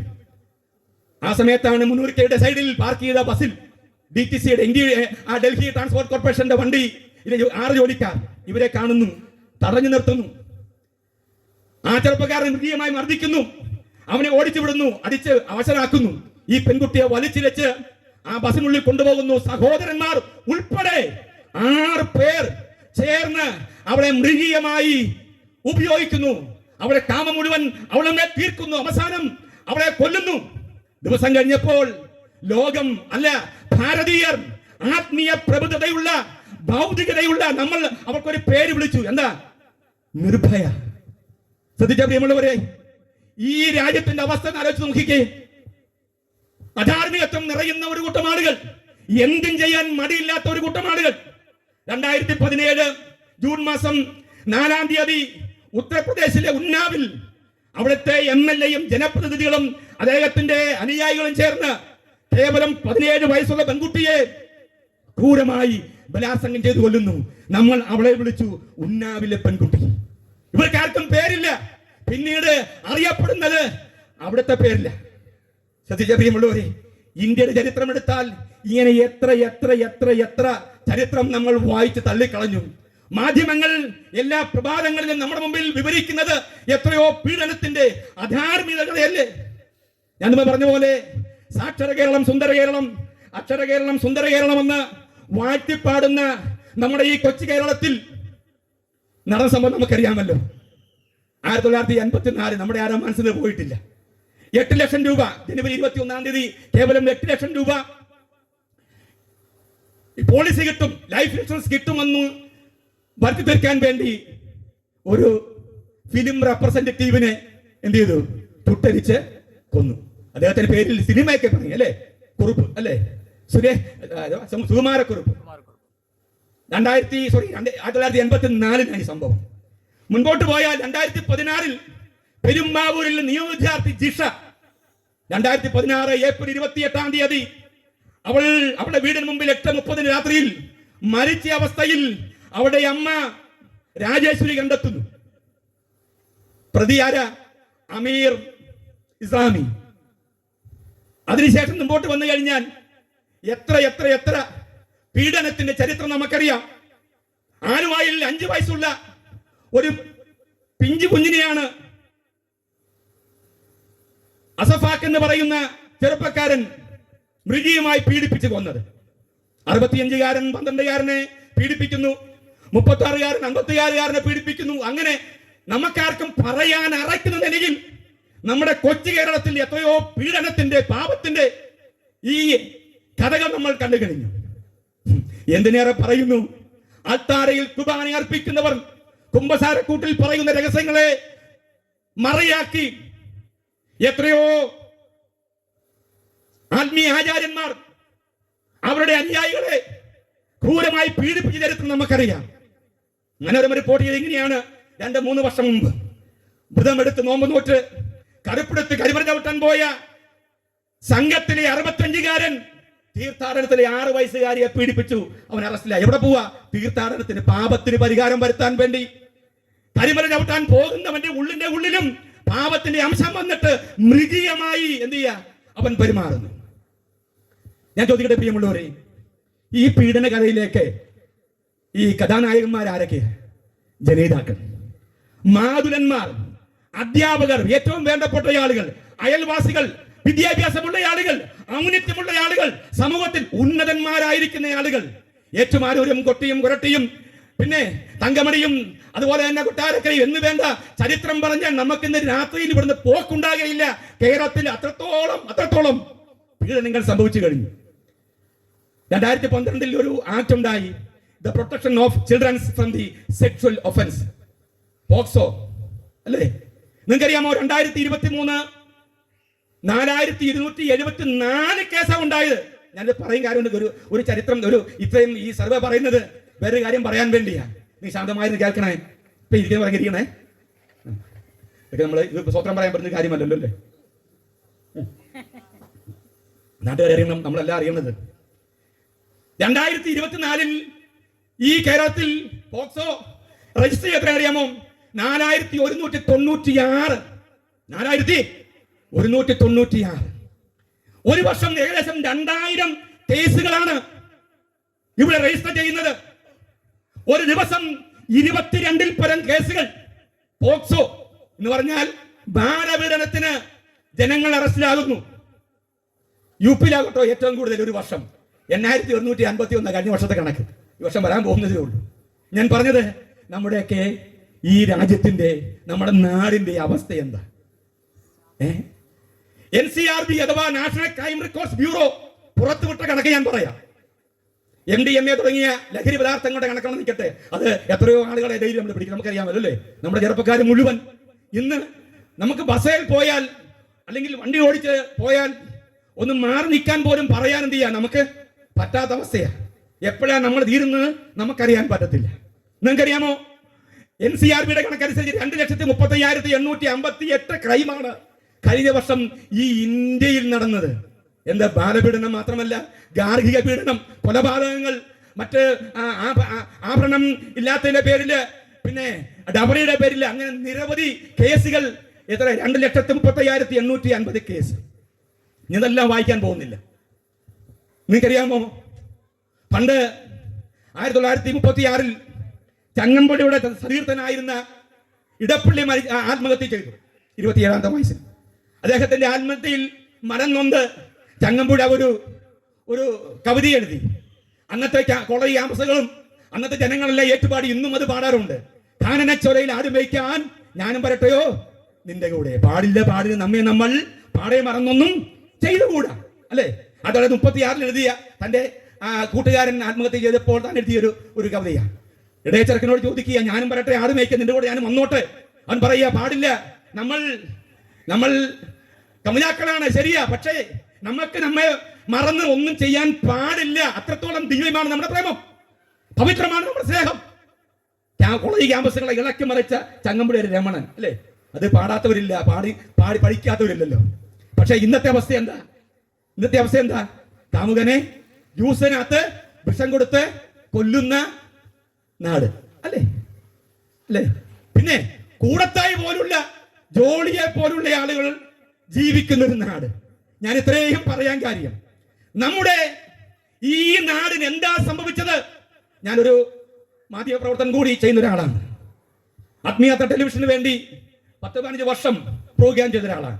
ഞങ്ങൾ ചെയ്ത അറിയാൻ ബാക്കി വെച്ചത് എന്നൊരു ഡോക്യുമെന്ററി ഉണ്ടായിരുന്നു, ഞാൻ ചെയ്ത പ്രോഗ്രാം. അത് നമ്മുടെ നാട്ടിൽ നടക്കുന്ന ഇത്തരത്തിലുള്ള വിദ്വസംഘ പ്രവർത്തനങ്ങൾക്കെതിരെ ശക്തമായി ഒരു ബോധവൽക്കരണ പരിപാടിയാണ്. സൈക്കോളജിസ്റ്റുകൾ അവരുടെ ഡയറി ഒരു ഡയറി കുറിപ്പുകൾ വെച്ചുകൊണ്ടുള്ള ഒരു പ്രോഗ്രാമാണ്. അതിൽ പറഞ്ഞൊരു കഥ ഞാൻ പറയാം, സംഭവം ഞാൻ പറയാം. 13 വയസ്സുള്ള ഒരു പയ്യൻ, 13 വയസ്സ്. അപ്പൻ മരിച്ചുപോയി, അമ്മ കേവലം 28-29 വയസ്സ് മാത്രം. ഇവനെ സ്കൂളിൽ പോയി കൂട്ടുകാരുമായി സൗഹൃദത്തിലായി ആരോ കൊടുത്തു ഒരു ലഹരിയുടെ അംശം. അത് എല്ലാ ദിവസവും അതിനുവേണ്ടി അവൻ ശ്രമിച്ചു, അങ്ങനെ കിട്ടാൻ തുടങ്ങി. പിന്നീട് പൈസ വീട്ടിൽ നിന്ന് മോഷ്ടിക്കാൻ തുടങ്ങി. അപ്പന്റെ ജോലി അമ്മയ്ക്ക് കിട്ടി, അമ്മ ജോലിക്കാരിയാ. പിന്നീട് അമ്മയുടെ പേഴ്സിൽ നിന്നും പൈസ മോഷ്ടിക്കാൻ തുടങ്ങി. 13 വയസ്സുള്ള ചെറുപ്പക്കാരൻ അവസാനം ഈ ചോദിച്ചിട്ട് പണം കൊടുക്കാതെ അമ്മയായപ്പോൾ ഇവൻ ചെയ്ത പണി, അമ്മ കുളിക്കുന്ന ആ സീൻ ഇവൻ മൊബൈൽ പകർത്തി. അതിനുശേഷം ഞാൻ നുണ പറഞ്ഞല്ല, ഇതൊരു കഥ ഉണ്ടാക്കി പറയല്ല, ഒരു സൈക്കോളജിസ്റ്റിന്റെ ഡയറി കുറിപ്പ് അവിടെ കടന്നു വന്ന കൗൺസിലിംഗ് വന്നപ്പോൾ സംഭവിച്ചൊരു കാര്യമാണ് ഞാൻ ഈ പറയുന്നത്. 13 വയസ്സുള്ള ഈ പയ്യൻ അമ്മയുടെ ഈ കുളിക്കുന്ന ഈ സീൻ പിടിച്ച ശേഷം അമ്മയെ ഭീഷണിപ്പെടുത്തി, എനിക്ക് പണം തരണം. എന്തിനു വേണ്ടിയാ? ലഹരിക്ക് വേണ്ടി. ശ്രദ്ധിച്ച പ്രിയമുള്ളവരെ, അത് കിട്ടാതെ വന്നപ്പോൾ അമ്മയെ ഭീഷണിപ്പെടുത്തി ബ്ലാക്ക്മെയിൽ ചെയ്തു. എന്റെ കയ്യിലെ മൊബൈലിൽ നീ കുളിക്കുന്ന ഈ കുളിയുടെ ഈ സീനുണ്ട്, അതുകൊണ്ട് തന്നെ നീ എനിക്ക് പണം തന്നില്ല എങ്കിൽ ഇത് നെറ്റിലിട്ട് ഞാൻ വിറ്റ് കാശാക്കും. ശ്രദ്ധിച്ച പ്രിയമുള്ളവരെ, അവസാനം ആത്മഹത്യയുടെ വക്കിലേക്ക് എത്തിയപ്പോഴാണ് ഈ സൈക്കോളജിസ്റ്റിനെ കാണാൻ വേണ്ടി ഇവർ വരുന്നതും പിന്നീട് ഈ പയ്യനെ കൊണ്ടുവരുന്നതും. ഞാൻ പറഞ്ഞത്, അധാർമികത്വം കുടികൊള്ളുന്ന ഒരു നാടായി, ജനങ്ങളായി നമ്മൾ മാറിയില്ലേ? എവിടെ നമ്മുടെ ആത്മീയ പ്രബുദ്ധത? നമ്മളൊക്കെ ഒരുപാട് വൈകാരികമായി ആത്മീയമായി ഉണർത്തപ്പെട്ടു എന്ന് പറഞ്ഞാൽ അതെത്രത്തോളം ശരിയാണ്? എന്താ അതിനൊക്കെ അടിസ്ഥാനപരമായ കാരണം? ഇന്നുണ്ടാകുന്ന സകല വിധ്വംസക പ്രവർത്തനങ്ങളുടെയും ഈ അധാർമികത്വത്തിന്റെയും കാരണം എന്താണ്? ഒറ്റ കാരണമേ ഉള്ളൂ, പാപം. ശ്രദ്ധിച്ച പ്രിയമുള്ളവരെ, നമ്മൾ ഈ പാപം എന്നൊക്കെ പറയുമ്പം നമ്മുടെ എന്തോ ഒരു കാര്യപരിപാടിയായിട്ടാ പല ആളുകളും ഇതിനെ കാണുന്നത്. എന്ന് പറഞ്ഞാൽ നമുക്ക് നാട്ടുകാർ വൈരാഗ്യമുള്ള പോലെ, അല്ലേ? നമ്മളെപ്പോ പ്രസംഗിച്ചാലും നീ ഭാവിയാണ്, കുടുംബം ഭാവിയാണ്, ഞാൻ ഭാവിയായിരുന്നു. ഇതെല്ലാം നമുക്ക് ആർക്കും ഒന്നും പറയാനില്ല, അല്ലേ? ഞങ്ങൾക്ക് ഇതേ പറയാനുള്ളൂ, ബൈബിൾ ഇതാ പറയുന്നത്. ഞാൻ വരുന്നവിടേക്ക് ശ്രദ്ധിച്ചേ. എന്താ ഇന്നത്തെ അധാർമികതയുടെ കാരണം? മനുഷ്യന്റെ മൂല്യ ശോഷണത്തിന് കാരണം എന്താ? സമാധാനമില്ലാത്തതിന്റെ കാരണം എന്താ? ഇന്നത്തെ ഈ അധാർമികത്വത്തിന്റെ കാരണം എന്താ? മനുഷ്യനെ കാർന്നു തിന്നുന്ന അർബുദം പോലെ കാർന്നു തിന്നുന്ന മനുഷ്യന്റെ പാപം. നമുക്കറിയാം, പാപം എന്ന വാക്കിന് ഉപയോഗിച്ചിരിക്കുന്ന മൂലപദത്തിൽ ഉപയോഗിച്ച പദം ഹമാറ്റിയ എന്ന പദമാണ്. എല്ലാവർക്കും അറിയാവുന്ന പദമാണല്ലോ ഇത്. പുരാതന ഗ്രീക്ക് വിനോദങ്ങളിൽ ഏർപ്പെട്ടിരുന്ന ആളുകൾ അമ്പെയ്ത്ത് മത്സരം നടത്തും. നമുക്കറിയാം, ഇന്നും അതുണ്ടല്ലോ. ഒരു പ്രത്യേക കോളം വരച്ചിട്ട് ദൂരെ മാറുന്ന അമ്പ് എഴുതിട്ട് ആ പ്രത്യേക പോയിന്റിൽ കൊള്ളാതെ പോകുമ്പോൾ ജനങ്ങൾ മുഴുവൻ വിളിച്ചു പറയും ഹമാറ്റിയ എന്ന് പറഞ്ഞാൽ ലക്ഷ്യം തെറ്റിപ്പോയി. ഉറങ്ങുവാണ് എല്ലാവരും? അന്ന് ഹല്ലേലൂയ പറഞ്ഞേ. ഞാൻ പുറത്ത് ഉറങ്ങും. എന്റെ ഈ കൂർക്കം പതിവിടെ കേൾക്കാം. നിങ്ങൾ കേട്ടിട്ട് കുഴപ്പം. നിങ്ങൾ കേട്ട് ഇങ്ങനെ ഇരുന്നാൽ മതിയേ. ഞാൻ പറയുന്ന അപ്പുറത്തെ ആളെ കേട്ടോ. നിങ്ങളിങ്ങനെ ഇരിക്കണം. പ്രൈസലോ എല്ലാവരും കേട്ടോ. ഒന്നൊരു സ്വന്തം പറഞ്ഞേ. എനിക്കൊരു സന്തോഷത്തിന് വേണ്ടിയോ കേട്ടോ. സത്യജേ, ജനമെല്ലാം വിളിച്ചു പറയും. എന്ത് വിളിച്ചു പറയുന്നു പറഞ്ഞ എല്ലാവരും ഹമാറ്റിയ ഹമാറ്റിയ പറഞ്ഞേ. ഹമാറ്റിയ എന്താ അതിനർത്ഥം? ലക്ഷ്യം തെറ്റിപ്പോയി. വിജയിക്കാൻ വേണ്ടി വന്നിട്ട് ലക്ഷ്യബോധത്തോടെ വന്നിട്ട് മത്സരത്തിൽ പങ്കെടുത്തിട്ട് തോറ്റുപോയി. ഇതാണ് പാപത്തിന്റെ അവസ്ഥ. ലക്ഷ്യം തെറ്റിപ്പോയി. ദൈവം ഒരാളെ ഭൂമിയിലേക്ക് നിശ്ചയിക്കുമ്പോൾ അവനെ സംബന്ധിച്ച് കൃത്യമായിരിക്കുന്ന ചില അടയാളപ്പെടുത്തലുകൾ ദൈവത്തിനുണ്ട്. ആദ്യം മുതൽ തന്നെ അത് മാറിപ്പോയി എന്നുള്ളതാണ്. അപ്പൊ അങ്ങനെയാണെങ്കിൽ മനുഷ്യന്റെ സകല പ്രശ്നത്തിനും കാരണം എന്തുവാ? പാപം. ഈ ഞാൻ പറഞ്ഞ പോലെ നമ്മുടെയൊക്കെ ഒരു കുത്തക പോലെ, നമ്മുടെയൊക്കെ ഒരു വാക്ക് പോലെ ചില ആളുകൾ ഈ പാപത്തെ നമ്മൾ പാപം എന്ന് പറയുമ്പോൾ ചിന്തിക്കുന്നത്. ശ്രദ്ധിക്കുന്ന പ്രിയമുള്ളവരെ, നമ്മൾ മാത്രമല്ല പറയുന്നത്. ലോകത്തിലുള്ള സകല മതങ്ങളും, ഞാൻ പ്രധാനപ്പെട്ട ചില മതങ്ങളെ കുറിച്ച് പറയാം, അവരെല്ലാം പറഞ്ഞൊരു കാര്യമുണ്ട്, മനുഷ്യൻ പാപിയാണെന്ന്. ആദിമ മനുഷ്യനെന്ന് ഇവിടുത്തെ ഹിന്ദുക്കൾ വിശ്വസിക്കുന്ന മനു അഥവാ പുരാതന ഭാരത വ്യവഹാര നിയമഗ്രന്ഥം ഭൃഗുസംഹിതി അഥവാ മനുസ്മൃതി എന്താ പറയുന്നത് പാപത്തെ കുറിച്ച്? വൃക്ഷകസ്യം വിഷം ദക്ഷം തസ്യകഷ വിഷം ശിര വൃശ്ചകഷ വിഷം പുച്ഛം സർവാംഗ ദുർജന സച്യ. വല്ല മനസ്സിലായോ? ഒന്നും മനസ്സിലായില്ല. എനിക്കറിയാൻ മനസ്സിലായില്ല. ഞാൻ പറഞ്ഞത് ശ്രദ്ധിച്ചേ. പാമ്പിന്റെ വിഷം അതിന്റെ എവിടെയാ? പാമ്പിന്റെ വിഷം പല്ലിൽ അല്ലേ? തേളിന്റെ വിഷം അതിന്റെ വാലിൽ, ഈച്ചയുടെ വിഷം അതിന്റെ തലയിൽ. എന്നാൽ സർവാംഗ ദുർജന സച്യ എന്ന് പറഞ്ഞാൽ ദുഷ്ട മനുഷ്യന്റെ സർവ അംഗങ്ങളിലും പാപം. ആരാ പറഞ്ഞത്? നമ്മൾ പറഞ്ഞാണോ? അല്ല. ഇവിടുത്തെ മനുസ്മൃതി പറയുന്നു, ഇവിടുത്തെ ഹൈന്ദവ വിശ്വാസ സമൂഹങ്ങൾ, വേദഗ്രന്ഥങ്ങൾ ആദ്യ മനുഷ്യനെന്ന് മനുവിനെ പ്രകീർത്തിക്കുന്നുണ്ടെങ്കിൽ ഭാരതത്തിന്റെ പുരാതന വ്യവഹാര സംഹിത നിയമസംഹിത എന്ന് അടയാളപ്പെടുത്തിയ മനുസ്മൃതി പറയുന്നു ദുഷ്ട മനുഷ്യന്റെ സകല അംഗങ്ങളിലും പാപം. ശ്രദ്ധിച്ചേ. ഇനി ഞാൻ പറയാം. ബൃഹത്കാരിന്റെ ഉപനിഷത്ത് 10-ാം മണ്ഡലം 90-ാം സൂക്തം. 7:30 വെളുപ്പിന് ദേവാലയങ്ങളിലേക്ക് അഥവാ ക്ഷേത്രങ്ങളിലേക്ക് പൂജാതി കർമ്മങ്ങളിലേക്ക് പോകുന്ന ഇവിടുത്തെ ബ്രാഹ്മണ ശ്രേഷ്ഠൻ പൂജാരി അരനീഴി വെള്ളത്തിൽ ഇറങ്ങി നിന്ന് കിഴക്കൻ ചക്രവാള സീമയിൽ ഉദിച്ചുയരുന്ന സൂര്യഭഗവാനെ നോക്കിയിട്ട് ഇരു കൈക്കൊമ്പിളിൽ വെള്ളമെടുത്ത് മുകളിലേക്ക് തളിച്ചുകൊണ്ട് ഒരു സ്നാനമന്ത്രം ചൊല്ലും. ബൃഹത്കാരിന്റെ ഉപനിഷത്ത് 10-ാം മണ്ഡലം 90-ാം സൂക്തം. അതിങ്ങനെയാണ്: പാപോഹം പാപകർമ്മോഹം പാപാത്മക പാപസംഭവ പ്രാഹിമാം പുണ്ടരീകാക്ഷി സർവയജ്ഞോശ്വരഹരി മത്സമം പാതകീ നാസ്തി തത്സമോ നാസ്തി പാപ ഇത് കൃത്യം അതിദേവ യഥായോഗ്യം തഥാ ഗുരു. എല്ലാം മനസ്സിലായോ? അർത്ഥം ഇതാണ്: ത്രിലോകനാഥനാമീശ്വര, നിന്നെ പോലൊരു പാപപരിഹാരകനില്ല, എന്നെ പോലൊരു പാപിയില്ല. അതുകൊണ്ട് എന്റെ പാപങ്ങൾക്കൊത്തവണ്ണം എന്നോട് പകരം ചെയ്യണമേ. ആരാ പ്രാർത്ഥിക്കുന്നത്?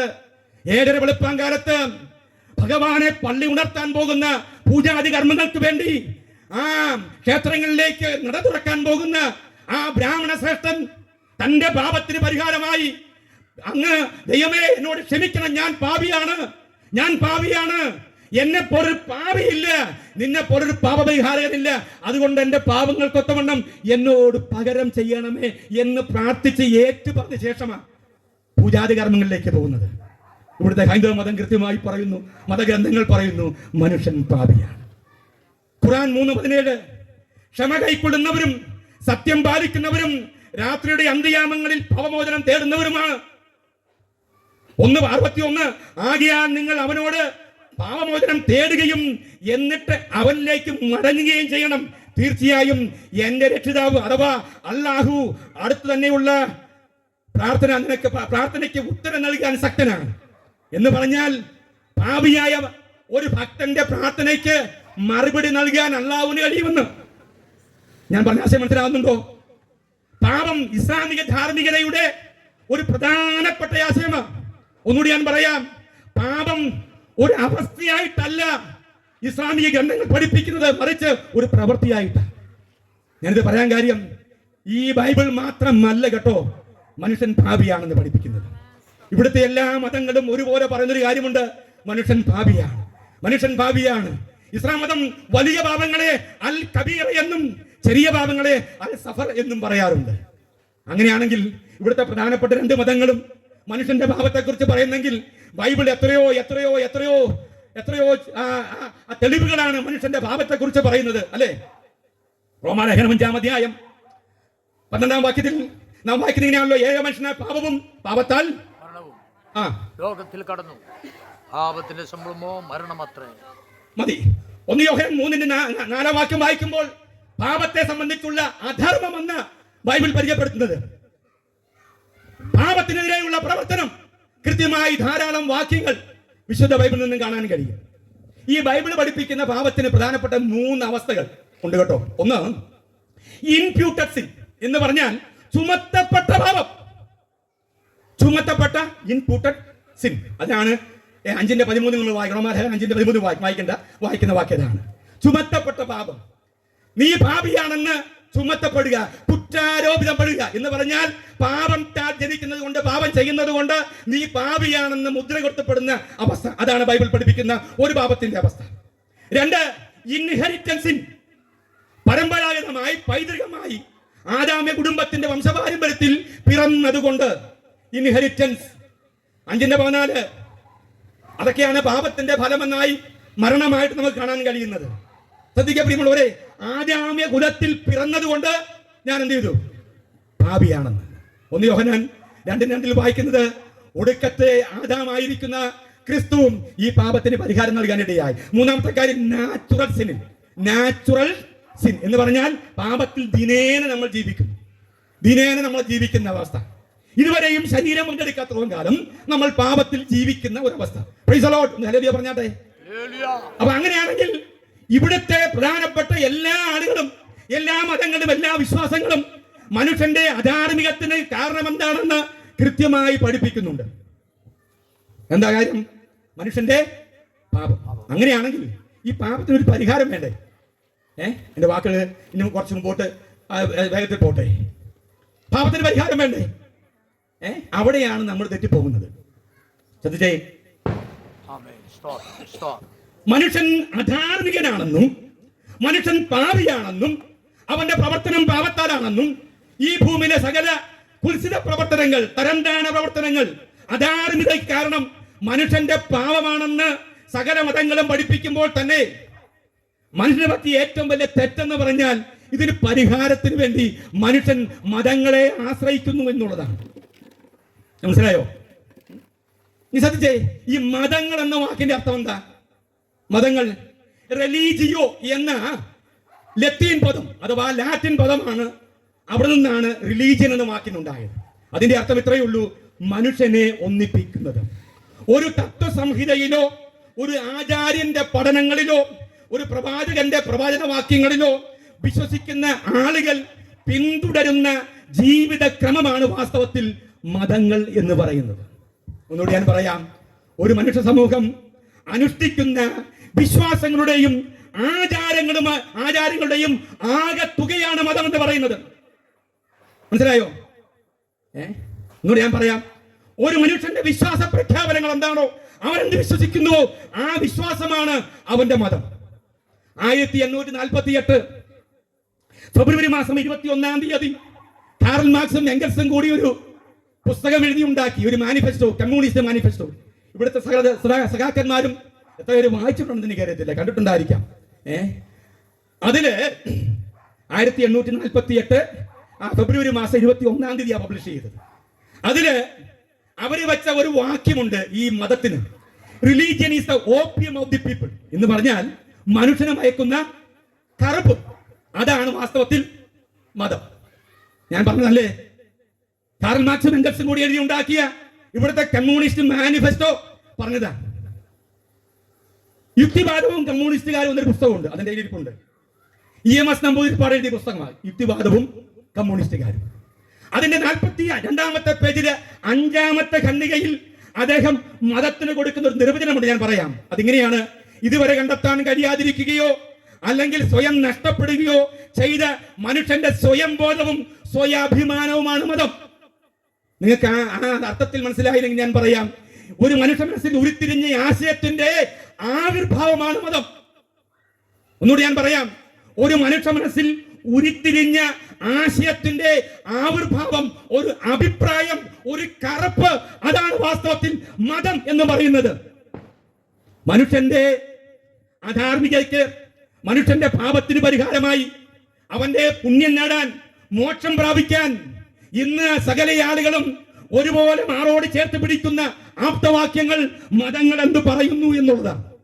ഞാൻ ചോദിക്കട്ടെ, ഒരു വ്യക്തിയുടെ സനാതനമായ, ഈ സനാതന ധർമ്മമൊന്നും പൊതു പറയാൻ പറ്റില്ലല്ലോ അല്ലെ, സനാതനമായ, നിത്യമായ, അവന്റെ വൈകാരികമായ, അവന്റെ ശാരീരികമായ, അവന്റെ മാനസികമായ, അവന്റെ രോഗപരമായിരിക്കുന്ന, അവന്റെ സാമ്പത്തികപരമായിരിക്കുന്ന അവസ്ഥയ്ക്ക് ഒരു അഭിപ്രായത്തിന് പരിഹാരം കഴിയുമോ?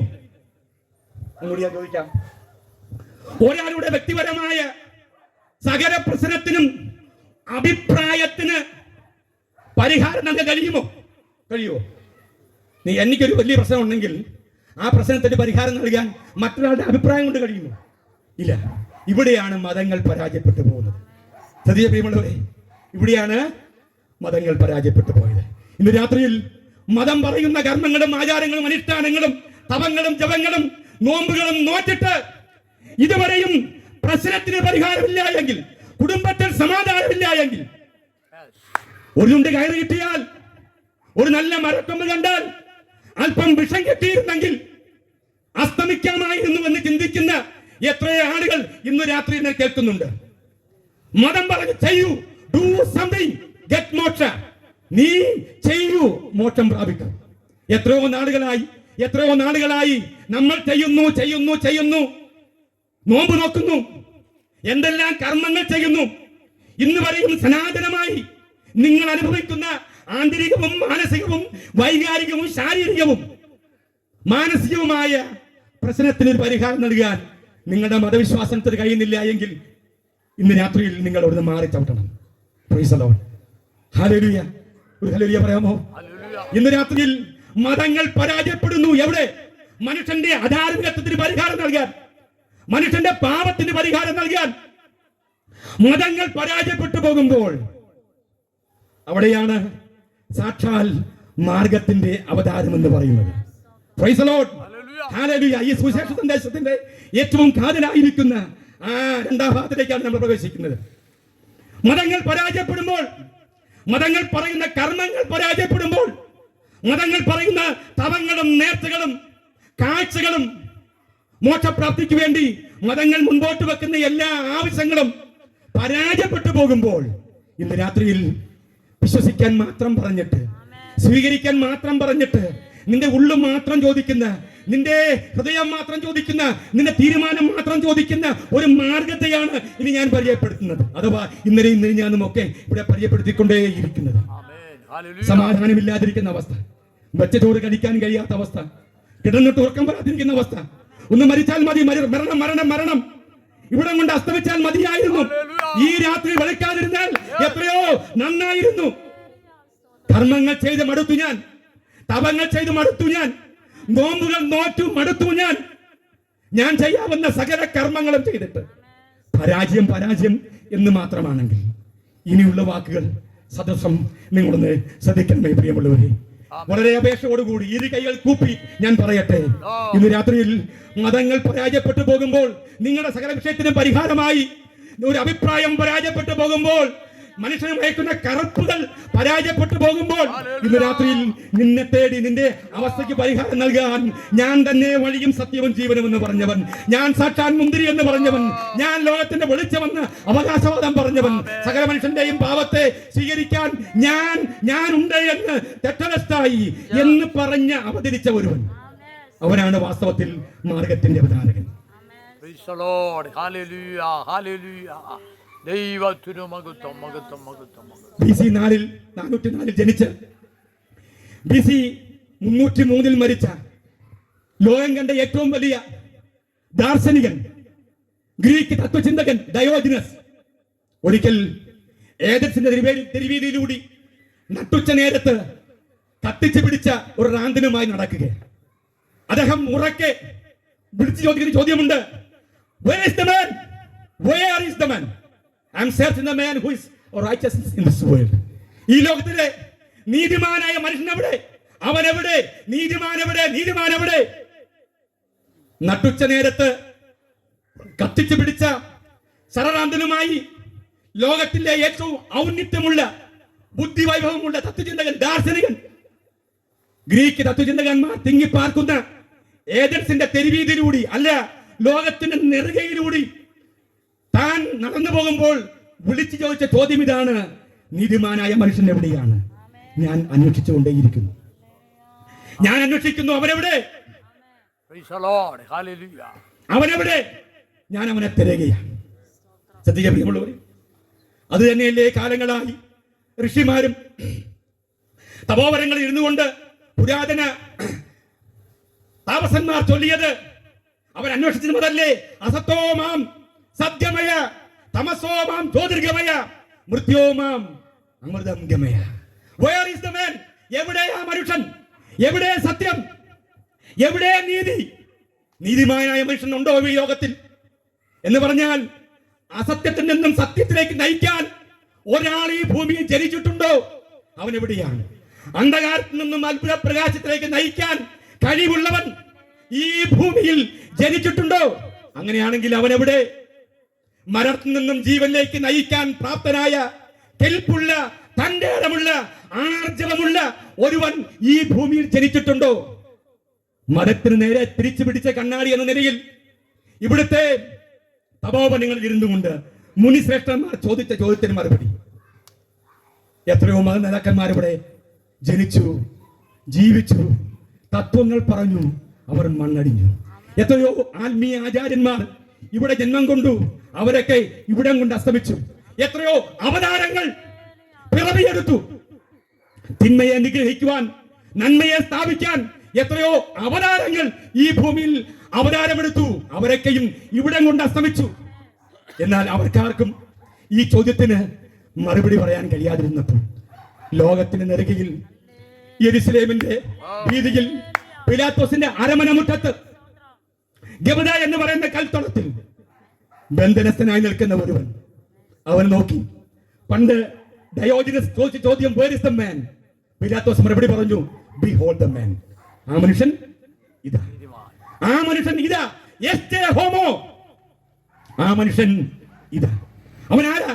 മതങ്ങൾ അന്വേഷിച്ച, മതം അന്വേഷിച്ച, യഥാർത്ഥ മതത്തിന് പോലും പരിഹാരം നൽകാൻ കഴിയാതിരുന്നപ്പോൾ മാർഗമായി അവതരിച്ചവൻ, തത്വങ്ങൾ അവതരിപ്പിച്ച, അല്ലെങ്കിൽ തത്വങ്ങൾ അന്വേഷിച്ച യഥാർത്ഥ തത്വം. മതങ്ങൾ പരാജയപ്പെട്ടപ്പോൾ സാക്ഷാൽ മാർഗമായി അവതരിച്ചവൻ. അവനൊരു തത്വമല്ല കേട്ടോ, അവനൊരു തത്വങ്ങളിൽ ഒന്നല്ല, അവനാണ് വാസ്തവത്തിൽ യഥാർത്ഥ തത്വം എന്ന് പറയുന്നത്. അവൻ മാർഗങ്ങളിൽ ഒന്നല്ല. ഞാൻ തന്നെ വഴിയും സത്യവും ജീവനും എന്ന അവകാശവാദം താൻ ഉന്നയിക്കുമ്പോൾ അവൻ പറയുക, ഏതെങ്കിലും ഒരു മാർഗങ്ങളിൽ ഒന്നല്ല ഞാൻ, വാസ്തവത്തിൽ അവനാണ് യഥാർത്ഥ മാർഗം. പലപ്പോഴും പല ആളുകളും ക്രിസ്തുവിനെ കരുതുന്നത് ഒരു ചരിത്ര പുരുഷൻ എന്നാണ്. അല്ല, അവനൊരു ചരിത്ര പുരുഷനേ അല്ല, മറിച്ച് അവനാണ് ചരിത്രം. ഹിസ്റ്ററി ഈസ് നോട്ട്, ഹിസ്റ്ററി എന്ന് പറഞ്ഞാൽ ഹിസ്റ്റോറി എന്നതിന്റെ അർത്ഥം. അവന്റെ ചരിത്രമായ ചരിത്രം എന്ന് പറഞ്ഞാൽ ചരിത്രത്തിൽ ചരിക്കുകയും ചരിത്രത്തെ ചരിപ്പിക്കുകയും വ്യാജ ചരിത്രങ്ങൾക്ക് ചരമക്കുറിപ്പെഴുതിയ യഥാർത്ഥ ചരിത്രമാണവൻ. Praise the lord. ചരിത്രത്തെ AD എന്നും BC എന്നും രണ്ടായി തിരിച്ച് ചരിത്രത്തിന്റെ മധ്യത്തിൽ പുതിയൊരു ചരിത്രം ചമച്ച യഥാർത്ഥ ചരിത്രമാണ് സാക്ഷാൽ മാർഗത്തിന്റെ അവതാരമായ ശ്രീ യേശു ക്രിസ്തു. ഒന്നുകൂടി ഞാൻ പറയാം, ചരമത്തിന് പോലും ചരമക്കുറിപ്പെഴുതിയ, ജീവിതം കൊണ്ട് പുതിയ ചരിത്രം ചമച്ച യഥാർത്ഥ ചരിത്രമാണ് അവൻ. അവനെയാണ് പീലാത്തോസിന്റെ അരമന മുറ്റത്ത് ഗബദായിൽ ബന്ധനസ്ഥനായി നിൽക്കുമ്പോൾ പീലാത്തോസ് അവനെ കൊണ്ട് പറയുക, നിങ്ങൾ അന്വേഷിച്ച ലോകമേ, നിങ്ങൾ അന്വേഷിച്ച തത്വമേ, നിങ്ങൾ അന്വേഷിച്ച മതമേ, നിങ്ങൾ അന്വേഷിച്ച ചരിത്രമേ, നിങ്ങൾ അന്വേഷിച്ച ഭാവിയെ നീ അന്വേഷിച്ച മനുഷ്യൻ, ബിഹോൾഡ് എ മാൻ എസ്റ്റേ ഹോമോ, അഥവാ അവനാണ് സാക്ഷാൽ മാർഗത്തിന്റെ അവതാരകൻ. ഇന്ന് രാത്രിയിൽ പരിഹരിക്കാം എന്ന് പറഞ്ഞ് പറ്റിക്കുകയോ ഇത് ചെയ്താൽ പരിഹാരം ഉണ്ടാകും എന്ന് പറഞ്ഞ് പഠിപ്പിക്കുകയോ ചെയ്യുകയായിരുന്നില്ല യഥാർത്ഥത്തിൽ മാർഗത്തിന്റെ അവതരണം എന്ന് പറയുന്നത്. ഒന്നുകൂടി ഞാൻ പറയാം, നിങ്ങളെ പരിഹരിക്കാമെന്ന് പറഞ്ഞ് പറ്റിക്കുകയോ പരിഹാരം ഇന്ന ചെയ്താൽ ഉണ്ടാകുമെന്ന് പറഞ്ഞ് കബളിപ്പിക്കുകയോ ചെയ്യുകയല്ല സാക്ഷാൽ മാർഗത്തിന്റെ പ്രകടന പത്രിക എന്ന് പറയുന്നത്. മറിച്ച് മാർഗത്തിന്റെ അവതാരത്തെ നോക്കി ഒരിക്കൽ യോഹന്നാൻ സ്നാപകൻ പറഞ്ഞത് ഇങ്ങനെയാണ്: ഇതാ ലോകത്തിന്റെ പാപത്തെ ചുമക്കുന്ന ദൈവത്തിന്റെ കുഞ്ഞാണ്. യോഹന്നാൻ സുവിശേഷം 1-ാം വാക്യത്തിൽ ഇതാ ലോകത്തിന്റെ പാപത്തെ ചുമക്കുന്ന ദൈവത്തിന്റെ കുഞ്ഞാണ്. ലക്ഷ്യം തെറ്റിപ്പോയ മാനവജാതിക്ക് വേണ്ടി യാഗമായി തീരാൻ വേണ്ടി ഈ ഭൂമിയിൽ അവതരിച്ച സാക്ഷാൽ മാർഗത്തിന്റെ അവതാരകൻ അവനാണ് സാക്ഷാൽ യേശു ക്രിസ്തു. ഇന്ന് രാത്രിയിൽ ഞങ്ങൾ പ്രസംഗിക്കുന്ന ക്രിസ്തു. ജനമെന്താ പറഞ്ഞു അവനെ കുറിച്ച്? യേശു ജീവിച്ചിരുന്ന കാലഘട്ടത്തിൽ ജനമെന്ത് പറഞ്ഞു? അവൻ യോഹന്നാനേക്കാൾ വലിയവൻ, ദൈവാലയത്തെക്കാൾ വലിയവൻ, ശലോമോനെക്കാളും വലിയവൻ, പിന്നെ ശവത്തിലും വലിയവൻ, ഏലിയാവിനും വലിയവൻ, പ്രവാചകന്മാരെക്കാളും വലിയവൻ. മതത്തിന്റെയും കർമ്മത്തിന്റെയും ആചാരത്തിന്റെയും ന്യായപ്രമാണത്തിന്റെയും ഭോജന വക്താക്കൾക്ക് നേരെ ചൂണ്ടിയിട്ട് ഇവരാണ് വലുതെന്ന് പറഞ്ഞ് ഊറ്റം കൊള്ളുന്ന ഒരു സമൂഹത്തെ നോക്കിയിട്ട് പറയുക, അവരല്ല, അവരൊക്കെ അവരുടെ ആശയങ്ങളും ചിന്തകളും ഒക്കെ ഇവിടെ കൊണ്ട് അസ്തമിക്കുമ്പോൾ സാക്ഷാൽ മാർഗത്തിന്റെ അവതാരകനായിരിക്കുന്ന ബന്ധനസ്ഥനായിരിക്കുന്ന ഈ യേശു അവൻ യോഹന്നാനേക്കാളും വലിയവനാണ്. യെസ്, ഈ ദേവാലയത്തെ നിങ്ങൾ ഊറ്റം കൊള്ളുന്നെങ്കിൽ, ദേവാലയത്തെ കുറിച്ച് നിങ്ങൾ ഊറ്റം കൊള്ളുന്നെങ്കിൽ അവൻ അതിനേക്കാട്ടും വലിയവനാണ്. പഴയ നിയമ പ്രവാചകന്മാരെ നോക്കിയിട്ട് പ്രവാചക ശ്രേഷ്ഠന്മാരാണ് വലിയതെന്ന് നിങ്ങൾ ഊറ്റം കൊള്ളുന്നെങ്കിൽ അതിനെക്കാട്ടിലും എത്രയോ വലിയവനാണ് മാർഗത്തിന്റെ അവതാരകൻ. ശ്രദ്ധിച്ച പ്രിയമുള്ളവരെ, ബിഹോൾഡ് ദ മാൻ എന്ന് പറഞ്ഞാൽ, എസ്റ്റേ ഹോമോ എന്ന് പറഞ്ഞാൽ ഒരു സാധാരണ പദമല്ല കേട്ടോ. അവനാണ് സാക്ഷാൽ സകല സമ്പൂർണ്ണതയും. നിങ്ങൾക്കറിയാമോ, ജീവിതത്തിന്റെ എല്ലാ രഹസ്യങ്ങളെയും വെളിപ്പെടുത്തുന്നവനാണെന്ന് ഒരിക്കൽ സമരിയ സ്ത്രീ പറഞ്ഞറിയാമോ? ഇവൻ എന്റെ എല്ലാ ജീവിത രഹസ്യങ്ങളെയും വെളിപ്പെടുത്താൻ കഴിവുള്ള മാർഗത്തിന്റെ അവതാരകനാണ്. ശ്രദ്ധിച്ച്, 12 വർഷം സൗഖ്യമില്ലാതിരുന്ന എന്റെ രോഗത്തിന് സൗഖ്യം നൽകാൻ കഴിഞ്ഞ ഇവിടുത്തെ വൈദ്യശാസ്ത്രം പരാജയപ്പെട്ടപ്പോൾ, ഇവിടുത്തെ കർമ്മങ്ങൾ പരാജയപ്പെട്ടപ്പോൾ, ന്യായപ്രമാണം മാറ്റി നിർത്തിയപ്പോൾ, സകലരും എന്നെ ആ പടിയടച്ച് കുണ്ടം വെച്ചപ്പോൾ ഞാൻ ഈ വസ്ത്രത്തിന്റെ തൊങ്ങിൽ നിന്ന് തൊട്ടതേയുള്ളൂ. അവൻ സൗഖ്യദായകനാണ്. അവൻ മാത്രമേ ഉള്ളൂ രോഗത്തിന് സൗഖ്യം നൽകാൻ. അവന് മാത്രമേ ഉള്ളൂ രോഗത്തെ ശമിപ്പിക്കാൻ കഴിവുള്ളവൻ. അവനാണ് സാക്ഷാൽ രോഗസൗഖ്യം നൽകാൻ കഴിയുന്നവൻ. ശ്രദ്ധിച്ചേ, പാതിരാത്രിക്ക് പതിയിരുന്ന് പലരെയും പതിയാക്കി, പലരെയും പരിചയമുള്ളവരാക്കി, പലർക്കും പരിചയമുള്ളവരായി പതിവായി പലരെയും പരിചയപ്പെട്ട പട്ടണം മറിയ എന്ന് പറയുന്ന പാപിനിയായ സ്ത്രീ പറയുന്നു, ഇവനാണ് പരിമള തൈലം പൂശാൻ യോഗ്യനായത്. ഇന്ന് രാത്രിയിൽ നീ ആരാണ് എന്നുള്ളത് കർത്താവിന് വിഷയമല്ല കേട്ടോ. നീ ഏത് കുടുംബത്തിലാണെന്നത് കർത്താവിന് വിഷയമല്ല. നിന്റെ അവസ്ഥ എന്താണെന്ന് കർത്താവിന് വിഷയമല്ല. കുടുംബത്തിന്റെ അവസ്ഥ എന്താണെന്നത് കർത്താവിന് വിഷയമല്ല. നിന്റെ രോഗത്തിന്റെ അവസ്ഥ കർത്താവിന് വിഷയമല്ല. നീ ഏത് അവസ്ഥയിലാണ് എന്നുള്ളത് കർത്താവിന് വിഷയമേ അല്ല. നീ ഏത് മതവിശ്വാസിയാണെന്ന് കർത്താവിന് വിശ്വാസമല്ല, ആ പ്രശ്നമല്ല. നീ എന്ന് പറയുന്നു, വിശ്വസിക്കുന്നു, പ്രഖ്യാപിക്കുന്നു എന്നുള്ളത് ദൈവത്തിന് വിഷയമേ അല്ല, കർത്താവിന് വിഷയമേ അല്ല. സാക്ഷാൽ മാർഗത്തിന്റെ അവതാരം പറയുന്നു, ഞാൻ സാക്ഷാൽ വഴിയാണ്, ഞാൻ സാക്ഷാൽ മാർഗമാണ്, ഞാൻ സാക്ഷാൽ സത്യമാണ്. ഇത് അംഗീകരിക്കാൻ നീ മനസ്സ് വെച്ചാൽ മാത്രം മതി. ശ്രദ്ധിച്ച പ്രിയമുള്ളവരെ, ലാസറും മാർത്തയും മറിയയും കൂടി പട്ടണത്തിൽ ഇരിക്കുമ്പോൾ നമ്മൾ ചോദിക്കുക, നിങ്ങൾക്ക് എന്താ പറയാനുണ്ടെന്ന് ചോദിച്ചാൽ അവർ പറയും, ഇവന് മാത്രമേ അവകാശവാദം ഉന്നയിക്കാൻ കഴിയൂ. ഞാൻ സാക്ഷാൽ പുനരുത്ഥാനം എന്ന് ഇവൻ അവകാശവാദം പറഞ്ഞെങ്കിൽ അതൊരു പാഴ്വാക്കല്ല. ഇരിക്കുന്ന ലാസർ ഉണ്ടല്ലോ, ഞങ്ങളുടെ സഹോദരൻ, അതിന് തെളിവാണ്. ഇനി ഞാനൊരു കാര്യം പറയാം. നമ്മൾ വിശ്വസിക്കേണ്ടത് സാധ്യതയിൽ അസാധ്യം കണ്ടെത്തുന്ന ഒരു ദൈവത്തെയല്ല. ഒന്നുകൂടി ഞാൻ പറയാം, സാധ്യതയിൽ അസാധ്യം കണ്ടെത്തുന്ന ഒരു ദൈവത്തെ നമ്മൾ ആരും വിശ്വസിക്കരുത്. എന്ന് പറഞ്ഞാൽ അസാധ്യങ്ങളിൽ സാധ്യത കണ്ടെത്തണം. മനസ്സിലായോ? ആമേൻ. നമുക്കറിയാം, ഞാൻ ഈ 3 പ്രാവശ്യം ഈ ഓപ്പൺ ഹാർട്ട് സർജറി ഈ ലൈവായിട്ട് ഷൂട്ട് ചെയ്ത ആളാണ്. ഇങ്ങനെ ചങ്ക് കയറിയിട്ട് വലിച്ച് തുറന്ന് വെച്ച് 4 കൈ അതോടെ കയറ്റി ഈ ഓപ്പറേഷൻ ചെയ്തതിന് 3 പ്രാവശ്യം ഞങ്ങൾ അടുത്ത് ഇത് ഷൂട്ട് ചെയ്തതാണ്. ഞാൻ ആത്മീയത്ര ടെലിവിഷൻ വർക്ക് ചെയ്യുമ്പോൾ അവിടെ ഈ ഓപ്പറേഷന് വേണ്ടി ഇത് ചെയ്യുമ്പം പേസ് മേക്കർ എന്ന് പറയുന്ന ഉപകരണം ഘടിപ്പിക്കും, പിന്നെ ഓക്സിജൻ സിലിണ്ടർ ഘടിപ്പിക്കും. ഞങ്ങളിങ്ങനെ ഷൂട്ട് ചെയ്തിരിക്കുമ്പോൾ ഒരു ഓപ്പറേഷൻ നടക്കുന്നു, ലൈവായിട്ട് ഷൂട്ട് ചെയ്യുന്നു, മെഡിക്കൽ കോളേജിന് വേണ്ടി റെഫറൻസ് വീഡിയോ ഉണ്ടാക്കുകയാണ്.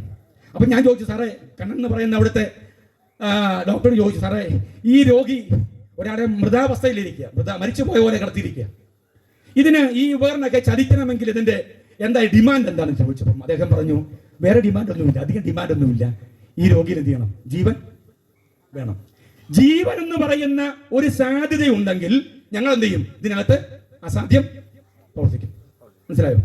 പക്ഷേ മരിച്ചു പോയിട്ട് 4 ദിവസം കഴിഞ്ഞ് എല്ലാ സാധ്യതയും മങ്ങിയൊടുത്ത് അസാധ്യം പ്രവർത്തിക്കുന്ന ദൈവമാണ് നമ്മുടെ ദൈവം. ആ ദൈവത്തെ നമ്മൾ വിശ്വസിക്കേണ്ടത്. ഒരു ഹല്ലേലൂയ പറയാമോ? ഞാൻ പറഞ്ഞ ആശയം മനസ്സിലായോ? മതങ്ങൾ മുഴുവൻ ഇവിടെ മണ്ണടിഞ്ഞ മഹത്വം പറയുമ്പോൾ, മണ്ണടിഞ്ഞവരുടെ മഹത്വം പറയുമ്പോൾ, ആശയറ്റവരുടെ മഹത്വം പറയുമ്പോൾ, കർമ്മങ്ങളും ആചാരങ്ങളും അനുഷ്ഠാനങ്ങളും തപങ്ങളും ജപങ്ങളും ഒക്കെ ചെയ്യുമെന്ന് ഉറക്കെ പറയുമ്പോൾ, കേവലം ചെയ്തു കഴിഞ്ഞ് ഒരു സംതൃപ്തി പോലും ലഭിക്കാതെ അവിടെ കൊണ്ട് അസ്തമിക്കുന്ന എല്ലാ സാധ്യതയും മങ്ങിപ്പോകുമ്പോൾ ഞങ്ങൾ പറയുന്നു, നിനക്ക് അസാധ്യമായിക്കോട്ടെ, നിനക്കൊന്നുമില്ല, നീ തകർന്നു പോയി, നീ മരിച്ചുപോയി, ഇല്ലാത്ത അവസ്ഥയായി, നീ പരാജയപ്പെട്ടു പോയി, അവിടെ നിന്നും ഒന്നേന്ന് ആരംഭിക്കാൻ ദൈവത്തിന് കഴിയും. ഇന്ന് രാത്രിയിൽ ഒറ്റ കാര്യം മാത്രമേ ദൈവം നമ്മോട് ആവശ്യപ്പെടുന്നുള്ളൂ, ഒറ്റ കാര്യം മാത്രം. പ്രിയമുള്ളവർ, ഹല്ലേലൂയ. വേദപുസ്തകത്തിന്റെ ചരിത്രം പഠിച്ചാൽ, വേദപുസ്തകത്തിന്റെ ഓരോ ആളുകളെ നിരനിരയായി നിർത്തിക്കഴിഞ്ഞാൽ ഇവരെല്ലാം വന്ന് ധാരാളം സാക്ഷികൾ പറയും. 18 വർഷമായി കുനിഞ്ഞു നിന്നിരുന്ന ഒരു സ്ത്രീക്ക് അവരെ നരിയാണി ഉറപ്പിക്കാൻ ഈ മാർഗത്തിന് കഴിഞ്ഞെങ്കിൽ, കാനാവിലെ കല്യാണത്തിന് എല്ലാം നഷ്ടപ്പെട്ടു പോയ, പരാജയം സംഭവിച്ചോട്ട് വിജയം നൽകാൻ ഈ മാർഗത്തിന് കഴിഞ്ഞെങ്കിൽ, ക്രൂശിൽ കിടക്കുന്ന കടൻ പോലും പറയും, ഇവൻ പാപം ചെയ്യാത്തവനാണ്, ഇവൻ അരുതാത്ത ചെയ്യാത്തവനാണ്, ഇവൻ രാജ്യത്വം പ്രാപിക്കുന്നവനാണ്, ഇവൻ പാപിയെ ഓർക്കുന്നവനാണ്, ഇവൻ വീണ്ടും വരുന്നവനാണ്, അവസാനത്തോട് രക്തം വരെയും ചീന്തിയ വ്യക്തിയാണിവൻ. നമ്മുടെ ആശയം മനസ്സിലാണെന്ന് വിചാരിക്കുന്നു. ഇന്ന് രാത്രിയിൽ ഞാൻ പറയട്ടെ പ്രിയമുള്ളവരെ, മതത്തിന്റെയും കർമ്മത്തിന്റെയും ആചാരത്തിന്റെയും ചെയ്തികളും പ്രവർത്തികളും ചെയ്തിട്ട് മോക്ഷം പ്രാപിക്കുവാൻ, സമാധാനം പ്രാപിക്കുവാൻ കഴിയാതിരിക്കുന്ന ഒരവസ്ഥയാണെങ്കിൽ, ഇന്ന് രാത്രിയിൽ നീ ഏത് വ്യക്തിയാണെങ്കിലും ഒറ്റ കാര്യം മാത്രമേ തമ്പുരാന് പ്രസക്തമായിട്ടുള്ളൂ, നിന്റെ ഹൃദയം അവന് കൊടുക്കാൻ നീ തയ്യാറാകുമോ? നീ ചെയ്തിട്ട് മോക്ഷം പ്രാപിക്കാനല്ല പറയുന്നത്, മറിച്ച് വിശ്വസിക്കും. ഇന്ന് രാത്രിയിൽ എന്റെ വാക്ക് അവസാനിപ്പിക്കുമ്പോൾ ഒരു കാര്യം ഞാൻ പറയാം. ഗബദ എന്ന് പറയുന്ന കൽത്തളത്തിൽ ബന്ധനസ്ഥനായി നിൽക്കുന്ന ആളുകളെ നോക്കി ഇവനെ ക്രൂശിക്ക എന്ന് ജനങ്ങൾ ആത്ത് പറയുമ്പോൾ, ഇവൻ അരുതാത്ത ഒന്നും ചെയ്തില്ല എന്ന് വിധി പ്രഖ്യാപിച്ചിട്ട് ഇവനെ ക്രൂശിക്കാൻ വേണ്ടി പറഞ്ഞുവിടുന്ന പീലാത്തോസ്, ഒരു രാത്രി കൊണ്ട് 5 കോടതി 7 പ്രാവശ്യം മാറി വിസ്തരിച്ചിട്ടും ഒരു ആരോപണം പോലും, ഒരു തെറ്റ് പോലും കണ്ടുപിടിക്കാതെ, ഒരു ആരോപണം പോലും ചാർത്തപ്പെടാൻ കഴിയാതെ, ശ്രദ്ധിച്ച പ്രിയമുള്ളവരെ, നീതിമാനായ വ്യക്തി എന്റെയും നിങ്ങളുടെയും പാപത്തിന് പരിഹാരമായി കാൽവരിയിൽ മരിക്കാനിടയായി തീർന്നു. ഇന്ന് രാത്രിയിൽ ഹല്ലേലൂയ, ക്രൂശിൽ കിടന്ന് കള്ളം പറഞ്ഞതുപോലെ പാപം ചെയ്യാത്തവൻ, അരുതാത്ത ചെയ്യാത്തവൻ, രാജ്യത്വം പ്രാപിക്കുന്നവൻ, പാപിയെ ഓർക്കുന്നവൻ, വീണ്ടും വരുന്നവൻ നിനക്ക് വേണ്ടി യാഗമായി തീർന്നു എന്നുള്ള കാര്യം നീ വിശ്വസിക്കാൻ മാത്രം ചെയ്താൽ മതി. എനിക്കറിയാം ഇന്ന് രാത്രിയിൽ ഇവിടെ ഇരിക്കുന്ന ഒരു പക്ഷേ നിങ്ങളുടെ ആയിരിക്കില്ല ഈ സന്ദേശം.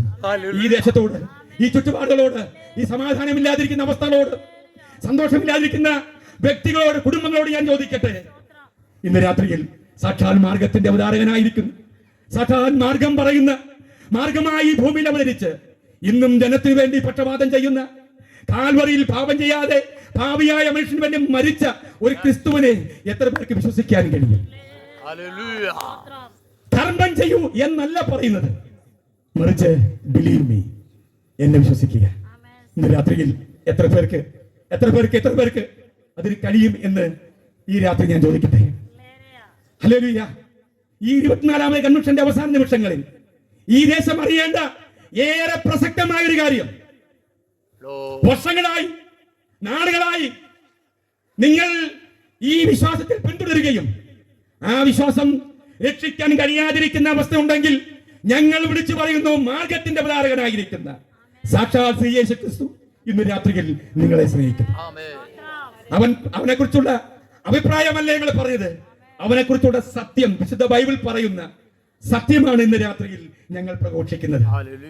ഞങ്ങളൊക്കെ ഇതുപോലെ ഒരു കാലത്ത് ആർക്കും വേണ്ടാതിരുന്ന മതത്തിനും മതകർമ്മത്തിനും ഇസത്തിനും ഇൻകുലാബിനും സിദ്ധാബായിക്കും ഹല്ലേലൂയ വിഷത്തിനും ഒക്കെ ഒന്ന് അടിമയായി തീർന്ന്, കഞ്ചാവിനും മദ്യത്തിനും മയക്കുമരുന്നിനും അടിമയായി തീർന്ന് അല്പം വിഷം കിട്ടിയിരുന്നെങ്കിൽ എന്ന് ചിന്തിച്ചിരുന്ന ഒരു കാലഘട്ടം, ആർക്കും വേണ്ടാതിരുന്ന ഒരു പട്ടിയെ പോലെ നാട്ടിൽ ഒരു വിലയും നിലയുമില്ലാതെ തല്ലി ഓടിക്കുന്ന, സമാധാനത്തിന് വേണ്ടി എന്തും ചെയ്യാൻ തയ്യാറായിരുന്ന ഒരു കൂട്ടം ആളുകളായിരുന്നു ഞങ്ങൾ. എന്നാൽ ഇന്ന് രാത്രിയിൽ ഞാൻ പറയട്ടെ, ഒരിക്കൽ ഞങ്ങളെ തേടി കർത്താവ് വന്നു എന്ന് ഞങ്ങൾ ഹൃദയപൂർവ്വം വിശ്വസിക്കാനിടയായി. ഈ ലോകത്തിന് ആർക്കും എന്നെ വേണ്ടായിരുന്നു, ആർക്കും ഒരു സമാധാനം നൽകാൻ കഴിയാതിരുന്ന ഒരു അവസ്ഥ എനിക്കുണ്ടായിരുന്നു. ഒരു മരക്കൊമ്പ് കണ്ടിരുന്നെങ്കിൽ, അല്പം വിഷം കിട്ടിയിരുന്നെങ്കിൽ, ഒരു തുണ്ട് കയറ് കിട്ടിയിരുന്നെങ്കിൽ ഞാൻ അസ്തമിച്ചേനെ എന്ന് ചിന്തിച്ചിരുന്ന അവസ്ഥ ഉണ്ടായിരുന്നു. ആർക്കും ചേർത്ത് പിടിക്കാൻ കഴിയാതെ, ഹല്ലേലൂയ, കുടുംബത്തിൽ സമാധാനമില്ലാതെ, മദ്യം, മയക്കുമരുന്ന്, ഹല്ലേലൂയ, പട്ടിണി, അതുപോലെ തന്നെ ഹല്ലേലൂയ അധാർമിക പ്രവർത്തനങ്ങളൊക്കെ ജീവിച്ചിരുന്ന ഒരു കൂട്ടം ആളുകൾ. പക്ഷെ ഞങ്ങളുടെ എല്ലാവരുടെ ജീവിതത്തിലേക്ക് ഒരിക്കൽ യേശു വരുവാനിടയായി തീർന്നു. ഇന്ന് രാത്രിയിൽ സകലത്തിനും പരിഹാരം നൽകാൻ കഴിയുന്ന ഒരു വ്യക്തി, സകലത്തിനും പരിഹാരം നൽകാൻ കഴിയുന്ന ഒരു വ്യക്തി, ഹല്ലേലൂയ, അയ്യോ ഞാൻ അരിഷ്ട മനുഷ്യൻ എന്ന് വിലപിക്കുന്ന പാപിയായ മനുഷ്യൻ നോക്കിയിട്ട് നിന്റെ പാപത്തിന് പരിഹാരമായി, നിന്റെ മരണത്തിന് അധീനമായ ഈ ശരീരത്തെ വീണ്ടെടുക്കാൻ കഴിയുന്ന ഒരുവൻ കാൽവരിയിൽ മരിച്ചു വന്ന് ഇന്ന് രാത്രിയിൽ ഞങ്ങളവിടെ ഉറക്കെ പ്രഖ്യാപിക്കുമ്പോൾ അതൊന്ന് തിരിച്ചറിയാൻ, അതൊന്ന് ഏറ്റെടുക്കാൻ, ഹൃദയപൂർവ്വം ഒന്ന് സ്വീകരിക്കാൻ എത്ര പേര് തയ്യാറാകും? ഞാൻ എന്റെ വാക്ക് അവസാനം കുറിക്കട്ടെ. പ്രിയമുള്ളവരെ, യേശു നിങ്ങളെ സ്നേഹിക്കുന്നു. ഒരു മതപ്രസംഗമല്ല ഞാൻ നടത്തിയത്, ഒരു മതപ്രഭാഷണമല്ല ഇത്. ഹല്ലേലൂയ, സാക്ഷാൽ മാർഗമായി ഈ ഭൂമിയിൽ അവതരിച്ച യേശുവിനെ കുറിച്ചുള്ള സത്യങ്ങളുടെ പ്രഖ്യാപനമായിരുന്നു ഇത്. ഇന്ന് രാത്രിയിൽ ഒരേ ഒരു കാര്യം മാത്രമേ ഈ സുവിശേഷ യോഗം കൊണ്ട് ഞങ്ങൾ അർത്ഥമാക്കുന്നുള്ളൂ, ഞങ്ങൾ ആവശ്യപ്പെടുന്നുള്ളൂ, ഞങ്ങൾ ഹല്ലേലൂയ നിങ്ങളോട് അപേക്ഷിക്കുന്നുള്ളൂ. സമാധാനമില്ലാതെ, സന്തോഷമില്ലാതെ, ആർക്കും വേണ്ടാതെ, കടഭാരം കയറി, ആർക്കും വിടുവിക്കാൻ കഴിയാതെ, രോഗത്താൽ ഭാരപ്പെട്ടു, തീരായ വ്യാധികളാൽ ഭാരപ്പെട്ടു, സമാധാനമില്ലാതെ, മദ്യത്തിനും മയക്കുമരുന്നിനും അടിമയായി ഈ ഭൂമിയിൽ ഒരു വേട്ടപ്പട്ടിയെ പോലെ എല്ലാവരും തല്ലി ഓടിക്കുന്ന, സമാധാനം എന്താണെന്ന് അറിയാതിരിക്കുന്ന അവസ്ഥയിലാണോ നിങ്ങൾ? നിങ്ങൾ എവിടെയാണെങ്കിലും ഇരിക്കുന്ന ഇരിപ്പിൽ നിങ്ങൾക്ക് പ്രാർത്ഥിക്കാൻ കഴിയുമ്പോൾ ദൈവം നിങ്ങളെ വിടുവിക്കാൻ ഇടയായി തീരും. എന്റെ വാക്ക് അവസാനിപ്പിക്കുന്ന മുമ്പായി ഒരു കാര്യം കൂടി പറഞ്ഞ് അവസാനിപ്പിക്കാം. ഇതൊരു വ്യാജമല്ല കേട്ടോ ഞങ്ങൾ പറഞ്ഞത്. ഇവിടെ കഴിഞ്ഞ 3 ദിവസമായി പ്രഖ്യാപിച്ചുകൊണ്ടിരുന്നത് ഒരു വ്യാജമല്ല, മറിച്ച് അനുഭവങ്ങളുടെ വെളിച്ചത്തിൽ, വിശുദ്ധ തിരുവെഴുത്തിന്റെ അടിസ്ഥാനത്തിൽ സത്യങ്ങൾ മാത്രമാണ് ഞങ്ങൾ പങ്കുവച്ചത്. Price the Lord.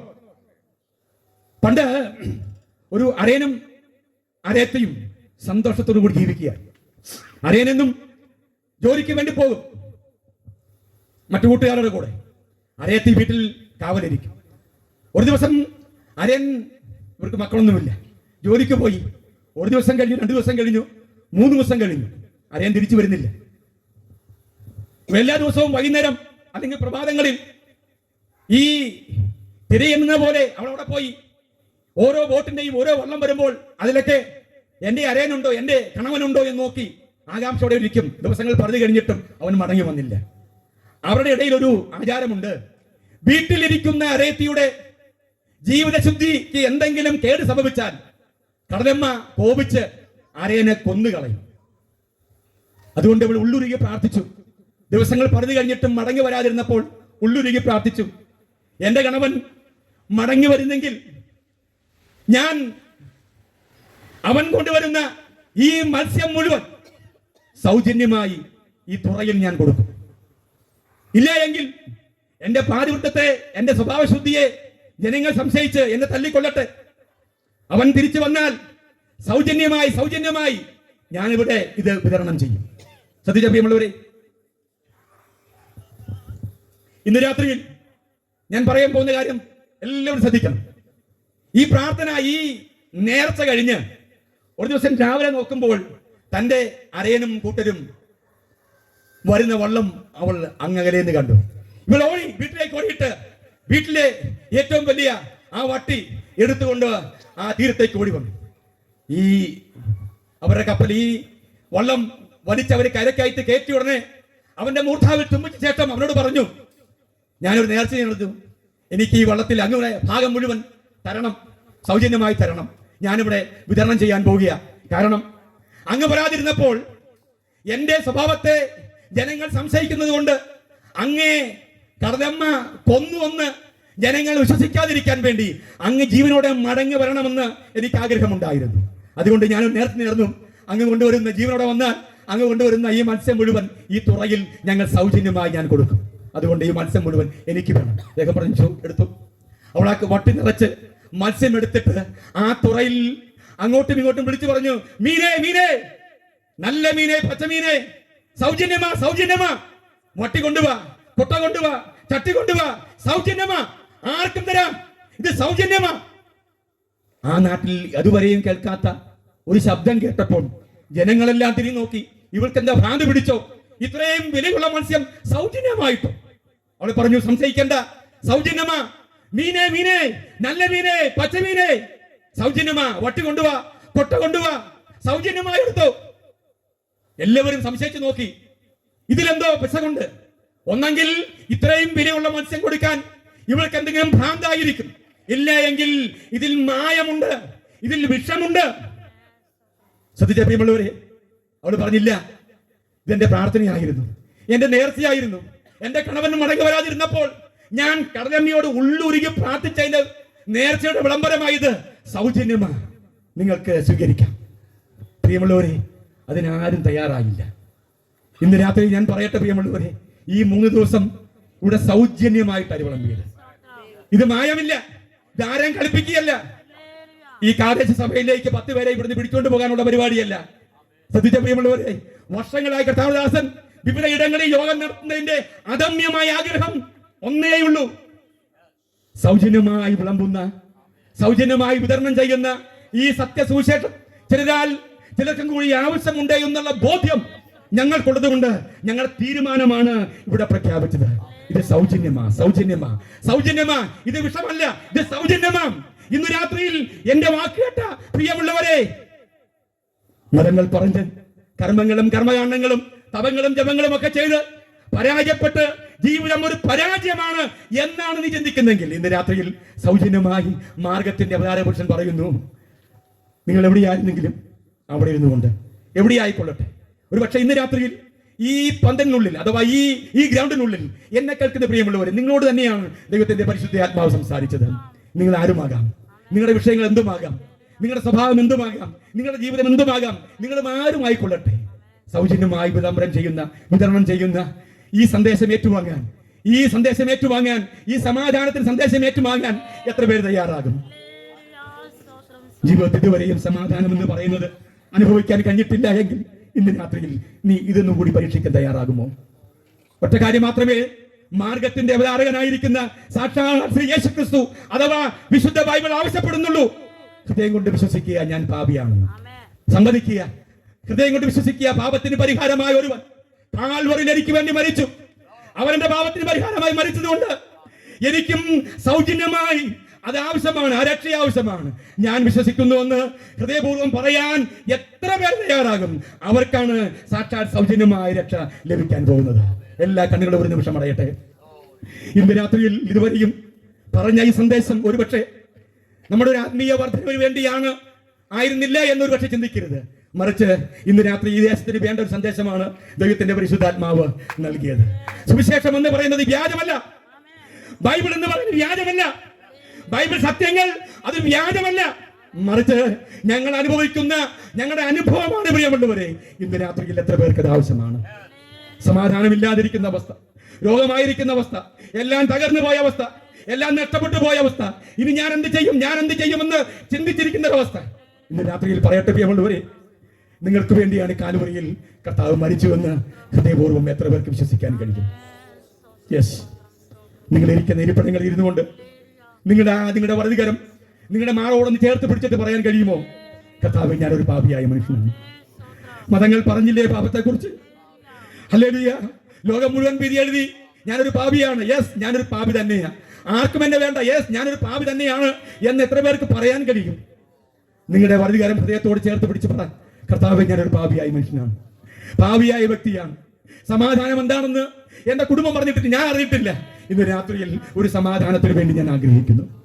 ഒരു സമാധാനത്തിന് വേണ്ടി, ഒരു സന്തോഷത്തിന് വേണ്ടി ഞാൻ ആഗ്രഹിക്കുന്നു. നിത്യതയ്ക്ക് വേണ്ടി ഞാൻ ആഗ്രഹിക്കുന്നു. ഒരു സമാധാനത്തിന് വേണ്ടി ഞാൻ ആഗ്രഹിക്കുന്നു. ഒരു രോഗശാന്തിക്ക് വേണ്ടി ഞാൻ ആഗ്രഹിക്കുന്നു. ഒരു സൗഖ്യത്തിന് വേണ്ടി ഞാൻ ആഗ്രഹിക്കുന്നു. എന്റെ കടഭാരം ഒന്ന് മാറിയാൽ കൊള്ളാമായിരുന്നു ഞാൻ ചിന്തിക്കുന്നു. എന്റെ കുടുംബം സമാധാനത്തിലൂടെ പോകണമെന്ന് ഞാൻ ചിന്തിക്കുന്നു. എന്റെ ഭാര്യ, എന്റെ കുഞ്ഞുങ്ങൾ സമാധാനത്തിലൂടെ ആയിരിക്കണമെന്ന് ഞാൻ ചിന്തിക്കുന്നു, ഞാൻ ആഗ്രഹിക്കുന്നു. ഹല്ലേലൂയ. എന്റെ ഭർത്താവിന്റെ ഈ അവസ്ഥയ്ക്ക് ഒരു മാറ്റം ഉണ്ടാകണം കർത്താവേ. ഇന്ന് രാത്രിയിൽ എത്ര പേർക്ക് അങ്ങനെ പ്രാർത്ഥിക്കാൻ കഴിയും? നിങ്ങളുടെ ആ വലതുകാരം ഹൃദയത്തോട് ചേർത്ത് പിടിച്ച് പറ, കർത്താവേ എനിക്ക് നിങ്ങളെ ആവശ്യമാണ്. ഇന്ന് രാത്രിയിൽ ഹൃദയഭാരത്തോടു കൂടി, അനുതാപത്തോടു കൂടി, ഞാനൊരു പാപിയാണെന്നുള്ള ഏറ്റുപറച്ചിലോടുകൂടി നമുക്കത് പറയാൻ കഴിയുമെങ്കിൽ, ഇന്ന് രാത്രിയിൽ നിങ്ങൾക്ക് വേണ്ടിയാണ് കാൽവറിയിൽ കർത്താവ് മരിച്ചതെന്ന് വിശ്വസിക്കാൻ കഴിയുന്നെങ്കിൽ നിങ്ങൾക്ക് വേണ്ടിയാണ് ഈ സന്ദേശം. ഞാൻ പ്രാർത്ഥിക്കാൻ പോവുകയാണ്. നിങ്ങൾ എവിടെയും ആയിക്കൊള്ളട്ടെ. നിങ്ങൾ രോഗിയാണെങ്കിൽ കുഴപ്പമില്ല, നിങ്ങൾ രോഗമുള്ള ഭാഗത്ത് നിങ്ങളുടെ കരം വെക്കുക. ഹല്ലേലൂയ. നിങ്ങൾ തകർന്ന അവസ്ഥയാണെങ്കിൽ നിങ്ങൾ ഏറ്റുപറയുക. നിങ്ങൾ കടഭാരമുള്ള വ്യക്തിയാണെങ്കിൽ ഏറ്റുപറയുക. ഇന്ന് രാത്രിയിൽ യേശുവിന് സൗഖ്യം നൽകാൻ കഴിയും, യേശുവിന് സൗഖ്യപ്പെടുത്താൻ കഴിയും, യേശുവിന് സ്വാതന്ത്ര്യം നൽകാൻ കഴിയും, യേശുവിന് നിങ്ങളെ വിടിവിക്കാൻ കഴിയും. യെസ്, ഇരിക്കുന്ന ഇരിപ്പിൽ നിറകണ്ണോടെ അനുതാപത്തോടെ ഇത് പറയാൻ കഴിയുമോ? അങ്ങനെയാണെങ്കിൽ ഇന്ന് രാത്രിയിൽ ഞാൻ പ്രാർത്ഥിക്കുന്നു, ഈ പ്രാർത്ഥന ഏറ്റു ചൊല്ലാൻ കഴിയുമോ? എന്നോടൊപ്പം ചേർന്ന് പ്രാർത്ഥിക്കുക. പ്രിയ പിതാവേ, ഞാനൊരു പാപിയാണെന്ന് സമ്മതിക്കുന്നു. ഇന്ന് രാത്രിയിൽ ഞാൻ കേട്ട വചനം, എന്റെ വ്യക്തിപരമായ ജീവിതത്തോട് അങ്ങ് സംസാരിച്ച ഈ വചനം ശരിയാണെന്ന് ഞാൻ വിശ്വസിക്കുന്നു. എന്റെ ഹൃദയത്തിന്റെ ഉള്ളിൽ അങ്ങക്ക് ഹൃദയമൊരുക്കാൻ, ഇടമൊരുക്കാൻ എനിക്ക് സമ്മതമാണ്. എന്റെ കുടുംബത്തിന് സമ്മതമാണ്. കർത്താവേ, നീ ഞങ്ങളിൽ വാഴുമാറാകണമേ.